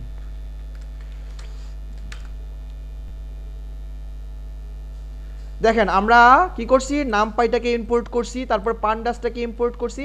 NumPy হচ্ছে আমার অ্যারে রিলেটেড একটা মানে লাইব্রেরি, যেটার সাহায্যে আমি মানে অনেক রকমের অ্যারে মানে করতে পারি, মানে ভিজুয়ালাইজ করতে পারি বা অ্যানালাইসিস করতে পারি। সেটাই হচ্ছে নামপাই, এরকম একটা লাইব্রেরি। আর পান্ডাস হচ্ছে ডাটা কি বলে এটাকে, ডাটাকে মানে আপনি যে করবেন, অ্যানালাইজ করবেন, বা ডাটার ভিতরে কি আছে, বা ডাটার ভিতরে কোনো কলাম ডিলিট করতে চান কিনা, এরকম কিছু কাজের জন্য আমরা পান্ডাস ইম্পোর্ট করব। matplotlib.pyplot এটা ইউজ করব কোনো রকমের ডায়াগ্রাম শো করার জন্য। আর লিনিয়ার রিগ্রেশন হচ্ছে, এই লিনিয়ার রিগ্রেশনটা হচ্ছে একটা অ্যালগরিদম। সেটা কোথায় অ্যাভেলেবল? সাইকিট-লার্ন লাইব্রেরির লিনিয়ার মডেল প্যাকেজে। সাইকিট-লার্ন লাইব্রেরি লিনিয়ার মডেল কি? প্যাকেজ। আর লিনিয়ার রিগ্রেশন কি? অ্যালগরিদম। সবাই ব্যাপারটা ক্লিয়ার? আচ্ছা ওকে, এই জায়গাটা আরেকবার বলবেন। পান্ডাসটা আচ্ছা, পান্ডাস হচ্ছে এমন একটা লাইব্রেরি যেটার সাহায্যে আমরা ডাটাকে অ্যানালাইসিস করে দেখতে পারি। যেমন মনে করেন আমার অনেক ডাটা সেট আছে, এখন আমার কোনো একটা ডাটা কলাম বাদ দেওয়া দরকার, যে ওই কলামটা নিয়ে আমি কাজ করব না, কিংবা আমার ডাটা সেট দুইটা আছে, আমি চাইতেছি দুইটা ডাটা সেটকে কম্বাইন করে কাজ করব। এরকম কিছু কাজের জন্য আমার পান্ডাস লাইব্রেরিটা দরকার। আমি কি বুঝতে পারছি? হ্যাঁ, বুঝতে পারছি। আচ্ছা ওকে, তাহলে আমি আমার মূল ইমপ্লিমেন্টেশনে যাই। প্রথমে আমি একটা ভেরিয়েবলের উপর pd.read করলাম, csv এই সিএসবি কেন? আমার এই যে ডাটা সেটটার নাম সিএসবি, এই জন্য। এখানে চাইলে আপনি এই যে পিডি ডট রিড সিএসবি না, এখানে যদি আপনি এক্সেল দেন তাহলে আপনার এক্সেল ডাটা সেট ইম্পোর্ট করা যাবে। ভাই ডাটা সেটটাকে আমরাই তৈরি করব নাকি? না, ডাটা সেটটা অনলাইনে অ্যাভেলেবল, বা আমি আপনাকে আপাতত যা এই তৈরি করার জন্য তৈরি করা লাগবে না আপনার, আমি আপনাদেরকে দিব প্রতিটা ক্লাসের পর ডাটা সেট দিব, বুঝছেন? তারপরে আচ্ছা। আলটিমেটলি যে আপনারা কিভাবে প্র্যাকটিস করবেন, কোথায় আপনারা ডাটা পাবেন, সেটা আরো 2-3 ক্লাস গেলে আমি দেখিয়ে দিব যে এখানে সব ডাটা সেট আছে, এখান থেকে নিয়ে নিয়ে আপনি প্র্যাকটিস করতে পারবেন। আমি কি বুঝতে পারছি? জি একটা কোশ্চেন ছিল হ্যাঁ বলেন। যে আমরা শুধু এক্সেল ছাড়া, যেমন সাপোজ আমি কোনো সার্ভার ডাটাবেস ইউজ করার ক্ষেত্রে কোনো এক্সাম্পল দিবেন কি? বুঝি নাই ব্যাপারটা। এক্সেল ছাড়া যদি আমি কোনো সার্ভারে ডাটা থাকে বা ডাটাবেস থাকে, কেমন সার্ভারের ওইটা ডাটা সেট access সেটা করে সেটা করা- সেটা একটু আমার সাপোজ জানতে হবে যে এক্সেল কেমন। সার্ভার বা মাইএসকিউএল না, বা দেখেন ওরাকল এই জায়গায় একটা কথা বলি, আপনি সার্ভারের ডাটা সেট ডাটা অবশ্যই এখানে ইম্পোর্ট করতে পারবেন, কিন্তু আপনার সার্ভারের ডাটা হোক বা যেখানকার ডাটাই হোক না কেন, ডাটাকে এমনভাবে তৈরি করতে হবে যেন সে মেশিন কি করতে পারে, আপনার ডাটাগুলোকে অ্যানালাইজ করতে পারে। আমি কি বুঝাতে পারছি? আচ্ছা। ঠিক আছে, তাহলে এখানে আপনি কি করতে পারবেন, নরমালি যদি লিখেন একটা ডাটা আপনি আপলোড করলেন, আমি একটা টেক্সট ডাটা ইম্পোর্ট করে দেখাই, কি বলেন? আপনারা ইম্পোর্ট করতে পারবেন কিন্তু মেশিনকে দিতে পারবেন না। মেশিনকে দেওয়ার জন্য কি করতে হবে, আপনার ডাটাগুলোকে মেশিনকে দেওয়ার জন্য এমএলএ অন্ততপক্ষে মেশিন লার্নিং এ এই মেশিনকে দেওয়ার জন্য আপনার ডাটাগুলোকে এক্সেলে সাজাতে হবে, এক্সেলে কনভার্ট করে সাজাতে হবে। আমি কি বুঝাতে পারছি? সবাই কি ব্যাপারটা ক্লিয়ার হইছেন আদৌ? আরমানুল ইসলাম ভাই, ব্যাপারটা কি পুরোপুরি ক্লিয়ার হইছেন? জি ভাই। আচ্ছা, সজীব হাসান ভাই কিছু বলবেন? না ভাই, আমি বলতে চাচ্ছিলাম বুঝছি। আচ্ছা যাক, আলহামদুলিল্লাহ। তাহলে আমি আমার পরেরটাতে আগাই। দেখেন আমি কি করলাম, রিড আন্ডারস্কোর সিএসবি, আমি কি করলাম, এই যে আমার যেখানে এই ফাইলটা ইম্পোর্ট করছি সেই ফাইলটার নাম আমি এখানে দিয়ে মুখস্থ দিলাম। করা লাগবে? হ্যাঁ বলেন। এগুলো কি মুখস্থ করা লাগবে? কোনটা? এই কিওয়ার্ডটা? এই কিওয়ার্ড তো অবশ্যই মুখস্থ রাখা না লাগবে। না না না না, আপনি উপরে যা লিখছেন ইম্পোর্ট করা পিডিটিডি, হ্যাঁ, এইগুলা মুখস্থ আপনার কাজ করতে করতে এমনিই থাকবে, এটা নিয়ে টেনশন করা লাগবে না, এমনি থাকবে, তবে মুখস্থ করা লাগে। এখন আমি ইম্পোর্ট করলাম আমার ডাটা সেটটা, কোথায় ইম্পোর্ট করলাম বলেন তো? এই ডিএফ এর ভিতরে। ডিএফ হচ্ছে একটা ভেরিয়েবল যেটার ভিতরে আমি আমার ডাটা সেটটাকে রেখে ফেলছি। এখন দেখি তো আমার ডিএফটা কি আছে আমার। এই যে দেখেন, আমি যে ডাটা সেটটা নিয়ে কথা বলছিলাম সেই ডাটা সেটটা এখানে আছে। আমি ক্লাস শেষে ডাটা সেটটা দিয়ে দিব যেন আপনারা বাসায় প্র্যাকটিস করতে পারেন। দেখেন 200-তে 95, 260-এ 91, কিন্তু আমি প্রেডিট করার পর এটা থাকবে না। ওকে, কি করলাম আমি মেশিনকে বলবো যে তুমি স্পিডের উপর রিস্ক প্রেডিট করো। তাহলে কি করবো, আমি স্পিড আর রিস্ককে আলাদা করব। আচ্ছা, এখানে কোনটা ডিপেন্ডেন্ট কোনটা ইন্ডিপেন্ডেন্ট সেটা কি কেউ বলতে পারবেন? এক্স এর উপর ওয়াই ডিপেন্ডেন্ট, মানে যত বেশি এখানে এক্স হচ্ছে বাড়বে তত বেশি ওয়াই বাড়বে। হচ্ছে ডিপেন্ডেন্ট আর স্পিডটা হচ্ছে ইন্ডিপেন্ডেন্ট। হ্যাঁ, স্পিডটা হচ্ছে ইন্ডিপেন্ডেন্ট, স্পিড আপনি যাই দেন না কেন কাজ করবে, হ্যাঁ হ্যাঁ। কিন্তু স্পিডের উপর ওটার ডিপেন্ড করে আপনার কি হবে, রিস্ক হবে। তার মানে কি, এই স্পিডটা কি দিবেন আপনি, ইনপুট ইন্ডিপেন্ডেন্ট। এখন একটা কথা মনে রাখতে হবে আপনাকে, আপনার মেশিন লার্নিং, আপনার মেশিনকে যখনই আপনি ইনপুট বা ইন্ডিপেন্ডেন্ট কোনো ডাটা দিবেন তখন আপনাকে ডাবল ব্রেকেট ইউজ করতে হবে। এই যে দেখেন আমি কি করছি, সেখানে ডাবল ব্রেকেট ইউজ করছি, ডিএফ। এই যে দেখেন এখানে ইউজ করছি কি ডিএফ সিঙ্গেল ব্রেকেট, কিন্তু এখানে আমি ইউজ করছি ডাবল ব্রেকেট। কেন? কারণ এটা ইন্ডিপেন্ডেন্ট, এটা ডিপেন্ডেন্ট, আমার মেশিন যেন বুঝতে পারে। ব্যাপারটা ক্লিয়ার হইছেন? বুঝিনি। আচ্ছা ওকে, দেখেন আমি এখানে স্পিডটা কি আমার ইন্ডিপেন্ডেন্ট, এখন আমি ইন্ডিপেন্ডেন্টটাকে ডাবল ব্রেকেটে রাখছি, আবার রিস্কটাকে সিঙ্গেল ব্রেকেটে রাখছি। এটা হচ্ছে আমার মেশিনকে বোঝানোর জন্য। যদি আমি ডাবল ব্রেকেটের ভিতরে যা রাখি সে বুঝতে পারবে যে এটা ইন্ডিপেন্ডেন্ট, আর সিঙ্গেল ব্রেকেটের ভিতরে যেটা রাখছি সে ধরে নিতে পারবে এটা ডিপেন্ডেন্ট, যে স্পিডের উপর রিস্কটা ডিপেন্ডেন্ট। সবাই কি ক্লিয়ার? জি ভাই। নোবেল রহমান ভাই, আপনি কি ব্যাপারটা ক্লিয়ার হয়েছেন? জি ভাইয়া। আচ্ছা, মনোরঞ্জন দত্ত ভাই ক্লিয়ার হয়েছেন? জি ভাইয়া। আচ্ছা ওকে, দুইটাকে আমি আলাদা করে নিলাম। এবার আমি যে লিনিয়ার রিগ্রেশন লিখলাম ওইটার একটা অবজেক্ট তৈরি করি। অবজেক্ট তৈরি করা হয়ে গেল, দেখেন। এবার আমি কি করলাম, রিগ্রেশন ডট ফিট কি করব, ফিট করব। কাকে ফিট করব? আমার ইন্ডিপেন্ডেন্ট আর ডিপেন্ডেন্ট ভেরিয়েবলটাগুলোকে ফিট করব। এই দেখেন এক্স কমা ওয়াই লিখলাম, আমার ফিট হয়ে গেল। এখন আমি কি করতেছি, যে আমি এখানে একটা ডায়াগ্রাম দেখেছিলাম, যে এরকম একটা ডায়াগ্রাম দেখেছিলাম না, সে কিভাবে প্রেডিক্ট করতেছে সেটা একটু দেখি। তারপরে আপনি আপনার ইচ্ছে মতো প্রেডিক্ট করে দেখাবো। হ্যাঁ, আপনার ইচ্ছে মতো কিছু একটা প্রেডিক্ট করে দেখাবো। Okay, PLT dot plot area dot predict area. আমি কিন্তু প্রতি ক্লাসে এইভাবে কোড করে করেই বুঝাবো। যদি বাসা থেকে কোড করে আনি আপনারা কেউই কিছু বুঝবেন না। কি বলেন, বাসা থেকে কোড করে আনবো না আপনাদের সামনে বুঝাবো? করে করে বুঝাবো। আমাদের সামনে করা বেটার। হ্যাঁ, আমি বাসা থেকে কোড করে আনা পছন্দ করি না।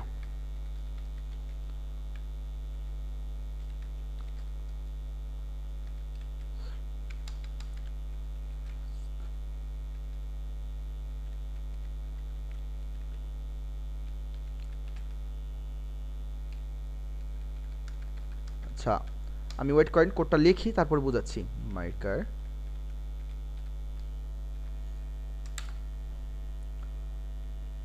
ওয়েট, আমার কোথাও একটা মিস্টেক হচ্ছে।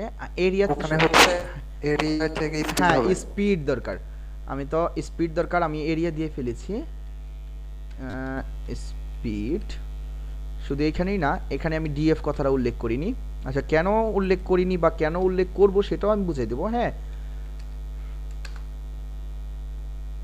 হ্যাঁ, দেখেন আমি ওইখানে যে ডায়াগ্রামটা দেখেছিলাম আলটিমেটলি সেই ডায়াগ্রামটা আমার আসছে। এখন কথা হচ্ছে কিভাবে আসলো, কেন আসলো সেটা আমার চিন্তা করতে হবে। ঠিক আছে, প্রথমে আমি কি করছি, পিএলটি ডট প্লট, তুমি আমাকে একটা প্লট ডায়াগ্রাম শো করো। কিসের উপর ডিপেন্ড করবা? যে স্পিডের উপর ডিপেন্ড করবা। কার উপর ডিপেন্ড করবা? মানে এই যে এক্স, এটা হচ্ছে এক্স ইস্যু বা কি বলে এটাকে, এটা হচ্ছে এক্স অ্যাঙ্গেল। এক্স অ্যাঙ্গেলে কি থাকবে? প্রথমটা কি এক্স অ্যাঙ্গেল না? যারা ইন্টারমিডিয়েটে বা এসএসসিতে একটু ভালো স্টুডেন্ট ছিল তারা বলতে পারবেন। হ্যাঁ, প্রথমটা কি এক্স অ্যাক্সিস, দ্বিতীয়টা কি ওয়াই অ্যাক্সিস। এখন আমি এক্স অ্যাক্সিসে বলতেছি যে তুমি কোনটাকে রাখবা, যে স্পিডটাকে রাখবা। আর আমি ওয়াই অ্যাক্সিসে বলতেছি রিগ্রেশন ডট প্রেডিক্ট, যে স্পিডের উপর প্রেডিক্ট করে যেই যা আসবে সেটা হতে পারে রিস্ক হোক বা যাই হোক না কেন, মানে রিস্ক কিন্তু সে প্রেডিক্ট করবে, কিন্তু যাই প্রেডিক্ট করুক না কেন সে কি করবে, ওয়াই অ্যাক্সিসে স্টোর করবে। ঠিক আছে, এই লাইনটা না লিখলেও আমার হইতো, কিন্তু এই লাইনটা আমি কেন লিখছি জানেন? যে আমি কি করছি, যে আমার এই ডাটা সেটের কি কোন জায়গায় কি আছে সেটাও আমি দেখতে চাইতেছি, যে আলটিমেটলি ডাটা সেটটা আমার কোথায় ছিল। যে দেখেন ডাটা সেট কি ছিল, কোথায় ছিল 100, আর এই যে বি এখানে কত 100 যখন স্পিড, সে 20% ছিল, ডাটা সেটে 20% ছিল বা কাছাকাছি ছিল। দেখেন 100-র জন্য কত ছিল এখানে, 100 তো নাই, মেবি 110। এই দেখেন 95-র জন্য কত আছে, 18। এটাই বোঝানো হয়েছে এখানে। দেখেন এখানে কত আছে, 95-র জন্য 18 আছে। ঠিক আছে, কিন্তু আমার কি প্রেডিক্ট করতেছে কত, 20 পয়েন্ট সামথিং, এরকম কিছু একটা, ঠিক না? আমি এই ডায়াগ্রামটা দেখার জন্যই বুঝতে পারছি। আচ্ছা যাই হোক, এখন আমি প্রেডিক্ট করে দেখব যে আমি কোনো কিছু প্রেডিক্ট করতে পারি কিনা। আচ্ছা কেউ বলেন তো, আরমানুল ইসলাম ভাই, আপনাকে দেখে অনেকটা মনে হয় বাইক চালাতে পারেন খুব ভালো। আপনি বলেন আপনার হাইস্ট স্পিড কত? খুব বেশি না। বেশি না? আচ্ছা এখানে বাইক চালাতে পারেন খুব ভালো কে? বাইক চালায় না। খুব ভালো বাইক চালান কে? কেউই নাই? আচ্ছা ওকে, ভাই রাইকে নাই ভাই, বাইকের কোম্পানিতে আছে। না আমি মানে আমি চালাই অন্তত পক্ষে, এরকম কি কি আছেন? আচ্ছা ওকে, কেউ ধরে নেই কেউ নাই, যেহেতু কেউ আমাকে ই করতেছে না। হ্যাঁ আমি নিজে থেকে একটা দেই।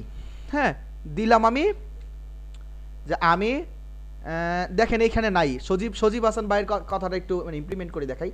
এখানে নাই, এখানে কি 205 আছে? দেখেন তো সজীব হাসান ভাই,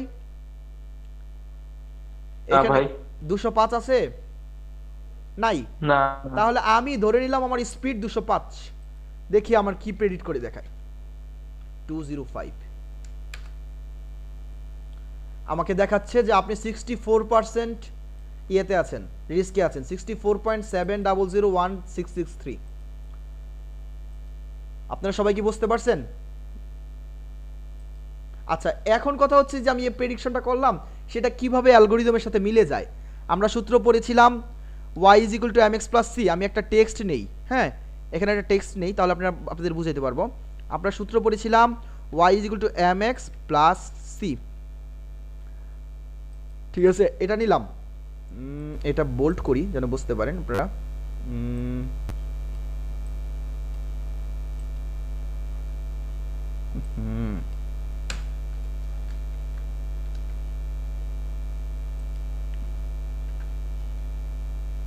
ওয়েট করেন একটু, লিখতে কেন যেন সময় নিচ্ছে। সি ওকে, দেখেন এই সূত্রের উপর ডিপেন্ড করেই তো আমার তৈরি হয়েছে আলটিমেটলি আমার কাজটা। দেখি তো আমার এখানে y কি আমার আউটপুট না, আর x কি আমার ইনপুট? আমি x ইনপুট দিয়ে তো আউটপুট বের করতেছি, ঠিক না? সবাই কি ক্লিয়ার হইছেন? x এর ভিতর কি আছে? আমার স্পিড আছে না, দেখেন, দেখছেন? তার মানে কি আমি কিছু স্পিড ইনপুট দিলে তো আমি রিস্ক পাচ্ছি, ঠিক না? সবাই কি কথা বল? তার মানে কি আমি x টাকে ইনপুট দিলে আউট y পাচ্ছি, এরকম না? তাহলে কি আমরা এখানে x ইনপুট দিব, y বের করব, ঠিক আছে? এখন দেখেন m মানে কি, কেউ বলতে পারবেন? m মানে কি ছিল? ঢাল। কি ছিল? ঢাল। m এর ভিতর আমি ঢাল রাখলাম। এটা ঢাল আপনার নির্ণয় করে দিতে হবে না, আপনার মেশিন ঢাল নির্ণয় করে নিছে। আপনার ডাটা সেট দেখে মেশিন ঢাল নির্ণয় করে দিয়েছে। তারপরে সি একটা কি ছিল? মানে কনস্ট্যান্ট ভ্যালু ছিল, ঠিক না? হ্যাঁ হ্যাঁ হ্যাঁ কনস্ট্যান্ট। আপনার মেশিন কি করছে? একটা কনস্ট্যান্টও নিয়ে নিয়েছে। এখন আমি বললাম যে x = ধরো এখানে কত দিয়েছি, যে 205। x = ধরো 205। এখন তুমি আমাকে বের করে দেখাও mx + c। দেখবেন যে এইটার সেম আসবে, এটা সেম আসবে। দেখেন সেম আসছে। তার মানে কি আমি বলতে পারতেছি কি, যে এই অ্যালগরিদমটার মানে বাহিরে বা অ্যালগরিদমটার কি বলে যে ব্যাকএন্ডে, এই অ্যালগরিদমটার ব্যাকএন্ডে কোন সূত্রটা ইউজ হচ্ছে? এই সূত্রটা ইউজ হচ্ছে, বুঝছেন? সবাই কি আজকে আমার মানে পড়া পুরোপুরি বুঝতে পারছেন? জি ভাই, সিএসভি ফাইলটা কি ভাইয়া? মানে সিএসভি কি টাইপের ফাইল সিএসভি? সিএসভি কথাটার মানে হচ্ছে কমা সেপারেটেড, সিএসভি কমা সেপারেটেড ভ্যালু বা সামথিং, কমা সেপারেটেড, বুঝছেন? দীপ্ত অধিকারী ভাই। আচ্ছা আমি সিএসবির ফুল মিনিংস দেখাই। আচ্ছা সিএসবি হচ্ছে টাইপস অফ এক্সেল বলতে পারেন, টাইপস অফ এক্সেল, যেটা মনে করেন মানে কি বলে, যেটা এমন একটা মানে ফরম্যাট যেটা মানে ডাটা অ্যানালাইসিসের জন্য ভালো, বুঝছেন? ফুল মিনিং হচ্ছে নিজে তৈরি করতে হয় নাকি না অনলাইন থেকে? না না, এটা মানে আপনি একটা এক্সেল ডাটা তৈরি করলেন, ধরেন আপনি নিজে নিজে একটা এক্সেল ডাটা তৈরি করলেন, আপনি এক্সেল ডাটা দিয়ে ওকে মেশিনকে রান করাতে পারবেন, কিন্তু সময়টা একটু বেশি নেবে। কিন্তু আপনি যদি সিএসবিটা ইউজ করেন সময়টা একটু কম নেবে। ভাই আমাদের এক্সেল ফাইলটা একটু ওপেন করে দেখান তো একটু ভাই। একটা নরমাল এক্সেল ফাইল ওপেন করে দেখাবো? জি আচ্ছা আমার কাছে তো এক্সেল ফাইল আছে কিনা সেটা, আচ্ছা আমি না, আপনি যেটা যে ফাইলটা আপলোড করলেন ওই ফাইলটা একটু জাস্ট ওপেন করে দেখান আমাদেরকে। ওই ফাইলটা তো এখানে এই যে ওপেন করে দেখাচ্ছি, আর ডাটা সেটটা ওপেন করে দেখাবো, তাই তো? জি এক্সেলে ওপেন করে দেখাবো, তাই তো? আচ্ছা ওকে, এই যে দেখেন কার ড্রাইভিং রিস্ক অ্যানালাইসিস, এই দেখেন আমার এক্সেলেই ওপেন হচ্ছে, আলটিমেটলি ওপেন হচ্ছে আমার এক্সেলেই। এটা আসলে এক্সেলেরই একটা ডাটা সেট, বাট দেখছেন? ওই যে ওই এর জায়গায় সিএসবি লিখবো আমরা। হ্যাঁ, এক্সেলের জায়গায় আমরা সিএসবি লিখতেছি, কারণ হচ্ছে আমার মেশিন যেন বুঝতে সুবিধা হয়, কার সে যেন টাইম কম নেই। ও, এটা জাস্ট আচ্ছা, আচ্ছা, ভাই। এক্সেলকে কনভার্ট করে নিছে। আমি কি বুঝতে পারছি? জি ভাই। দীপ্ত অধিকারী ভাই, ব্যাপারটা ক্লিয়ার? জি ভাই। দীপ্ত অধিকারী ভাই, ডাটা সেটের জন্য আপনি কোনো টেনশন করবেন না, আমরা প্রতি ক্লাস শেষে ডাটা সেট ইম্পোর্ট করে দিই, ডাটা সেট আপনাকে দিয়ে দিব। সুমন ভাই কিছু বলবেন? জি ভাই, আমার কোয়েশ্চেন আগের সাথে একটু লিংক আপ। এটা হচ্ছে যে আমি ডাটা যে সেটটা দিচ্ছি, এটা ফাইল টাইপটা কি সবসময় সিএসভি বা অন্য কি কি দেওয়া যায়? এখন মানে কি এমএল এর কোয়েশ্চেনটা জন্য বুঝাতে পারছেন? এমএল এর মানে কোন জন্য কোন টাইপের ডাটা সেট আমি ইম্পোর্ট করতে পারবো? ডাটা সেট আপনি এখন এখানে আপনি যা ইচ্ছা file data type, set, file type, file হ্যাঁ, টাইপ, ফাইল .csv তো সেম কি কি ব্যাপারটা টাইপের? হচ্ছে আপনি যে কোনো টাইপের ডাটা সেটই এখানে ইম্পোর্ট করতে পারবেন, কিন্তু আপনি মেশিন লার্নিং এ কাজে লাগাতে পারবেন না। সব ডাটা সেট আপনি মেশিন লার্নিং এ কাজে লাগাতে পারবেন না। ডাটাকে এমন ভাবে না, ফাইল টাইপ আমি বলতে চাচ্ছি ফাইল টাইপটা। ধরুন এটা এক্সেলে আছে, হ্যাঁ আমার হ্যাঁ সেই জিনিসটা যদি আমি টাইপের ডাটাতে থাকে, এক্সাম্পল অ্যাক্সেসে, সাপোজ অ্যাক্সেস এর ডাটা সেট আছে, ওটাকে অ্যাড করা যাবে কিনা? আমি আপনার কথাটা না ক্লিয়ার হইনি, মানে আপনার কথা কেন যেন মানে আটকে আটকে আসতেছে আমার কাছে মনে হচ্ছে। সবার কাছে কি তাই? জি আমি আচ্ছা ওকে, আপনি আরেকবার বলেন একটু কষ্ট করে। বলতে চাচ্ছি এটা তো .csv ফাইল, সেম অন্য কোনো টাইপের মানে ফাইল অ্যাড করা যায় কিনা? হ্যাঁ ফাইল নট ডাটা। দেখেন, ডাটা আমি স্টাইলে হয়তো হয়তো আপনার সিস্টেমটা ভিন্ন। আপনি এখানে যদি এক্সেল লেখেন, সিএসবির বদলে যদি আমি এখানে কোডটা লিখে দেখাই, হ্যাঁ, তাহলে সবাই বুঝতে পারবেন। এই যে সেম কাজটা যদি আমি এরকম লিখি, ও আমি বলতেছি ভাই, বুঝাই বলতেছি সিম, হ্যাঁ ওয়েট করেন, কি আসলো, এই দেখেন এই জায়গায় যদি আমি এটার পরিবর্তে এক্সেল কথাটাও ইউজ করি সিএসবির পরিবর্তে, তখনই আমি কি করতে পারবো, একটা এক্সেল ফাইল নিতে পারবো। এখন কথা হচ্ছে আমরা দেখেন ভাই, আপনি যাই করেন না কেন, ঠিক আছে, আপনি এরকম অনেক লাইব্রেরি পাবেন যেটার সাহায্যে মানে আপনি যে কোনো ফাইল অ্যাক্সেস করতে পারবেন, কিন্তু আমার কথা হচ্ছে আপনার অ্যাক্সেস করে কি লাভ? সুমন ভাই একটু মিউট করে নেন, হ্যাঁ সুমন ভাই একটু মিউট করে নেন। আচ্ছা, ব্যাপারটা হচ্ছে আমার ওইটা ইনপুট করে কি লাভ যদি আমি ওইটা এমএল এ কাজ করাতে না পারি? আমি যদি ওইটাকে কাজ করাতে না পারি, তাহলে ওইটা ইম্পোর্ট করে কোনো লাভ আছে? মনোরঞ্জন দত্ত ভাই, ব্যাপারটা একটু বলেন তো, যদি আমি ওইটাকে আলটিমেটলি কিছু ইউজ করতে না পারি, তাহলে কি ওইটা আমার লাভ আছে? না, ইনপুট তো দিতেই হবে, ইনপুট না দিলে আউটপুট তো পাওয়া যাবে না। হ্যাঁ এটাই কথা হচ্ছে, আপনি একটা টেক্সট ডাটা দিলেন, এখন আপনি লিখতেছেন, আপনি লিখছেন আমার নাম, আমি লিখলাম আমার নাম মেরাজ, লিখলাম, আপনি লিখলেন, এখন দেখছেন আমার নাম কথাটা একরকম, ঠিক আছে, মিরাজ, আপনার নাম আপনি লিখলেন আমি কি মনোরঞ্জন দত্ত লিখলেন। এখন কথা হচ্ছে ধরেন আমার নাম কিংবা আমি একটা কলামে আছে, মিরাজ এবং মনোরঞ্জন দত্ত আরেকটা কলামে আছে, এটা মেশিনকে বোঝাতে হবে। আপনি এমন একটা ডাটা সেট তাকে দিয়ে দিলেন, সে কিন্তু বুঝতে পারবে না কোনটা কোন কলামটা, এখানে তো কোনো কলামই নেই, সে কিভাবে ধরবে? আমি কি বুঝাতে পারছি? আমি কি মনোরঞ্জন দত্ত ভাই ব্যাপারটা বুঝাতে পারছি? আপনাকে দিয়ে বলি, ব্যাপারটা কি আমি বুঝাতে পারছি আপনাকে? হ্যালো, আমি কি আপনাদের সাথে নাই? আচ্ছা ওকে, সুমন ভাই ব্যাপারটা কি ক্লিয়ার হয়েছেন আপনি? জি বুঝতে পারছি, বাট আমার কোশ্চেনটা হয়তো আমি আপনাকে ক্লিয়ার করতে পারিনি আর কি, বাট আপনার এটা বুঝতে পারছি। না আপনি ডাটা ব্যাপারটা, সেটটা যদি আমার পারফেক্ট না হয়, এটা তো আমার অ্যালাইন হবে না আমার অ্যালগরিদমের সাথে বা এর সাথে। হ্যাঁ হ্যাঁ অ্যালাইন হবে না। আচ্ছা আপনি বলতেছেন যে আমি অন্য কোনো ডাটা ইনপুট নিতে পারবো কিনা? দেখেন আমি বলতে চাচ্ছি ধরুন আমার একটা ওয়েবসাইটে এক্সাম্পল, সাপোজ একটা ওয়েবসাইট, ফেসবুকের ওয়েবসাইট, ওখানে আমি একটা ডাটা সেট আছে, ওই সেটটাকে আমি এখানে ইনপুট করতে পারবো কিনা? বা আমার নিজস্ব ওয়েবসাইটটা আছে, হ্যাঁ আপনি প্রজেক্ট, সাপোজ আমার একটা অন্য সফটওয়্যার করা আছে, ওটা ডাটাটা আমি ইনপুট করে মানে মেশিন লার্নিং এ কাজ করতে পারবো। হ্যাঁ, বুঝতে অবশ্যই অবশ্যই পারবেন, কিন্তু ডাটাগুলোকে সাজায় নিতে হবে। ব্যাপারটা ক্লিয়ার? মানে আমি তাই ওটা কিভাবে ইম্পোর্ট করবো, ওটা এক্সেল বাদে ওইখান থেকে পারা যায় কিনা, কোনো ইউআরএল দিয়ে বা কোনো সিস্টেম আছে কিনা? ডাইরেক্ট অনলাইন থেকে?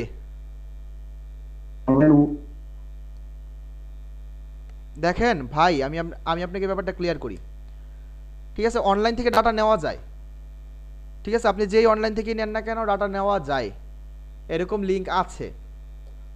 আমি কি বুঝতে পারছি? অনলাইন থেকে হোক বা যে কোনো জায়গা থেকে হোক, কিন্তু ঠিক আছে, আপনাকে আপনাকে আগে চিন্তা করতে হবে যে আপনি ওইখানে যে ডাটাটা আছে সেই ডাটাটা গুছানো তো। হ্যাঁ, ইম্পোর্ট করা যাবে, আপনি ইম্পোর্ট চাইলেই করতে পারবেন। অনলাইনে এরকম অভাব নাই, আপনি এখানে লেখেন না যে হাউ টু, লেখেন আপনি এখানে হাউ, আমি জীবনে ডক্স ফাইল ইম্পোর্ট করে দেখি নাই, how to import docs in Colab, এরকম অনেক আছে, দেখেন এরকম অনেক পাবেন, বুঝছেন? আলটিমেটলি আছে, কিন্তু সেটা আপনার মানে এমএলএ ইউজ করার মতো কিনা। হ্যাঁ ভাইয়া, বুঝতে পারছি। জি। বুঝতে পারছি? আপনি চাইলেই জি। পারবেন, কিন্তু আমরা জেনারেলি এমএলএ ইউজ করার মতো বলতে পারি যে এক্সেল আর সিএসবি। আমি বুঝতে পারছি সুমন ভাই ব্যাপারটা পুরোপুরি? জি জি। আর যদি আপনারা ওয়ার্ড ফাইলটা ইউজ করতে পারেন, অনেকে আছে যে ইনপুট আউটপুট ওয়ার্ডে দিয়ে দেয়, তখন আপনাকে কি করতে হবে, একটু হিউম্যান লোড নিতে হবে। হ্যাঁ, অনলাইনে বিভিন্ন রকমের টিউটোরিয়াল আছে কিভাবে এক্সেল এই ওয়ার্ড থেকে এক্সেলে কনভার্ট করতে হয়, খুব শর্টকাটে কিভাবে কনভার্ট করতে হয় সেগুলো একটু দেখে নেবেন। দেখা মানে কিভাবে ওয়ার্ডকে এক্সেলে কনভার্ট করবেন, কনভার্ট করে তারপর আপনারা কাজ করবেন। অনেক সময় ভাইয়া, আর আরেকটা কোশ্চেন। হ্যাঁ বলেন। আরেকটা কোশ্চেন। জি, আরেকটা কোশ্চেন। সাপোজ করেন এই যে ডাটাগুলো আমরা রেডি করতে, এগুলো তো সব কোনো একটা ডাটাবেসে সেভ হতে, মানে ধরুন এই যে কারের ডাটাটা, হয়তো বিভিন্ন কারের ডাটা কার ওয়াইজ এন্ট্রি করা আছে। এটা ওখান আসলে থেকে আমরা data পাচ্ছি। এই ডাটাগুলোর কথা বলছেন? এই ডাটাগুলা আসলে আপনি এক ধরনের রিসোর্স বলতে পারেন। অনলাইনে অনেক ধরনের রিসোর্স আছে, আমরা সেখান থেকে নিয়ে প্র্যাকটিস করি, কিন্তু এখন কথা জি, হচ্ছে মানে আমরা তারা রিয়েল টাইম যদি ধরি আমরা, হ্যাঁ ধরুন একটা shopping, real time data, suppose আমরা, হ্যাঁ ভাই বল। রিয়েল টাইম ডাটা অনলাইনেও অ্যাভেলেবল আছে, বুঝতে পারছি? আমি দেখিয়ে দিব। আমি কয়েকদিন আগে আমি বলছিলাম আপনাদের সামনে যে 9 মিলিয়ন ডাটা নিয়ে কাজ করছি। 9 মিলিয়ন ডাটা নিয়ে কোন ডাটা নিয়ে কাজ আমি করছি? যাচ্ছি, যেমন ধরুন একটা কোম্পানির একটা সেলসের পার্সোনালি, এটা হচ্ছে ওদের নিজস্ব ইনভেন্টরি বা সামথিং, ওখানে তো বিভিন্ন রিপোর্ট আছে, এই যে ডাটা খুব সুন্দর করে আসলে এক্সেল ইম্পোর্ট করা, আমি অবশ্যই ওই জায়গা থেকে আমি মানে ওই ডাটাটা মাইন্ড নিয়েও কাজ করতে পারবো, আমি ওই ডাটাটা নিয়েও কাজ করতে পারবো, বুঝছেন? বুঝেন? আমি হ্যাঁ, পারবো, জাস্ট আমি এটাই জানতে।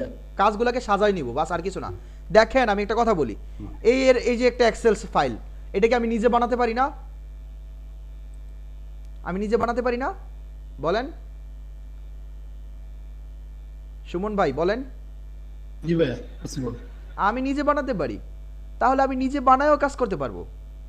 কিন্তু আলটিমেটলি যে আসলে সবাই কি চিন্তা করে যে আমি নিজে একটা বানাইলাম, এটা ভ্যালিড কিনা, এজন্য আলটিমেটলি আমরা রিসোর্স থেকে নিয়ে নেই। আমি কি বুঝতে পারছি বিষয়টা? আমি কি সবাইকে বুঝতে পারছি? আচ্ছা, ওকে। আচ্ছা, এখন কথা হচ্ছে আমি আজকের অ্যালগরিদম দেখাবো না, কিন্তু আমি আপনাদের দেখাই দিই যে এটা কোন জায়গায় জি, জি। সেভ হইছে সেটা আপনারা বুঝবেন কিভাবে। ওকে, এখানে জি, জি। নিজে যাবেন, নিজে ড্রাইভ drive.google.com, হ্যাঁ যাবেন, ঠিক আছে?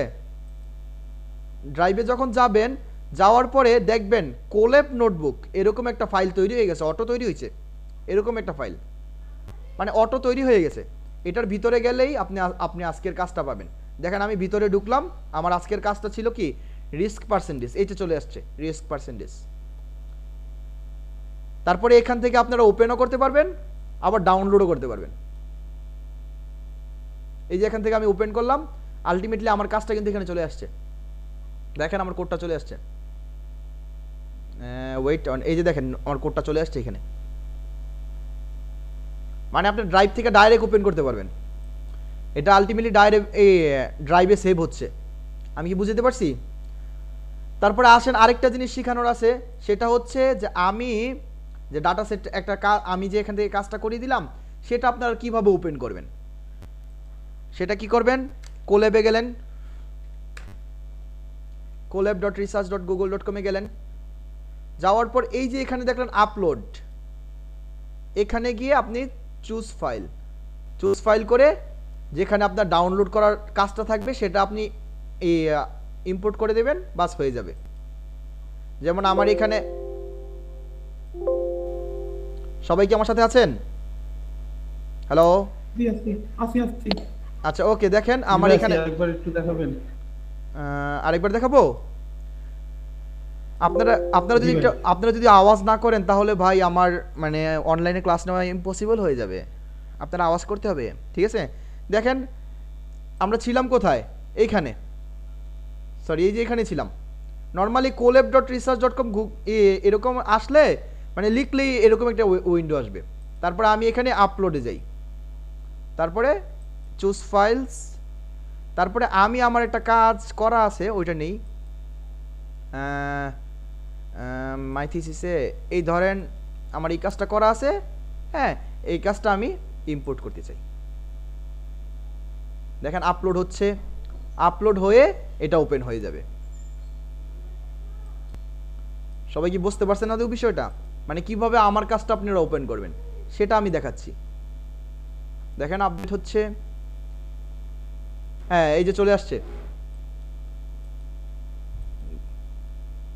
ওয়েট করেন একটু, দেখেন চলে আসছে,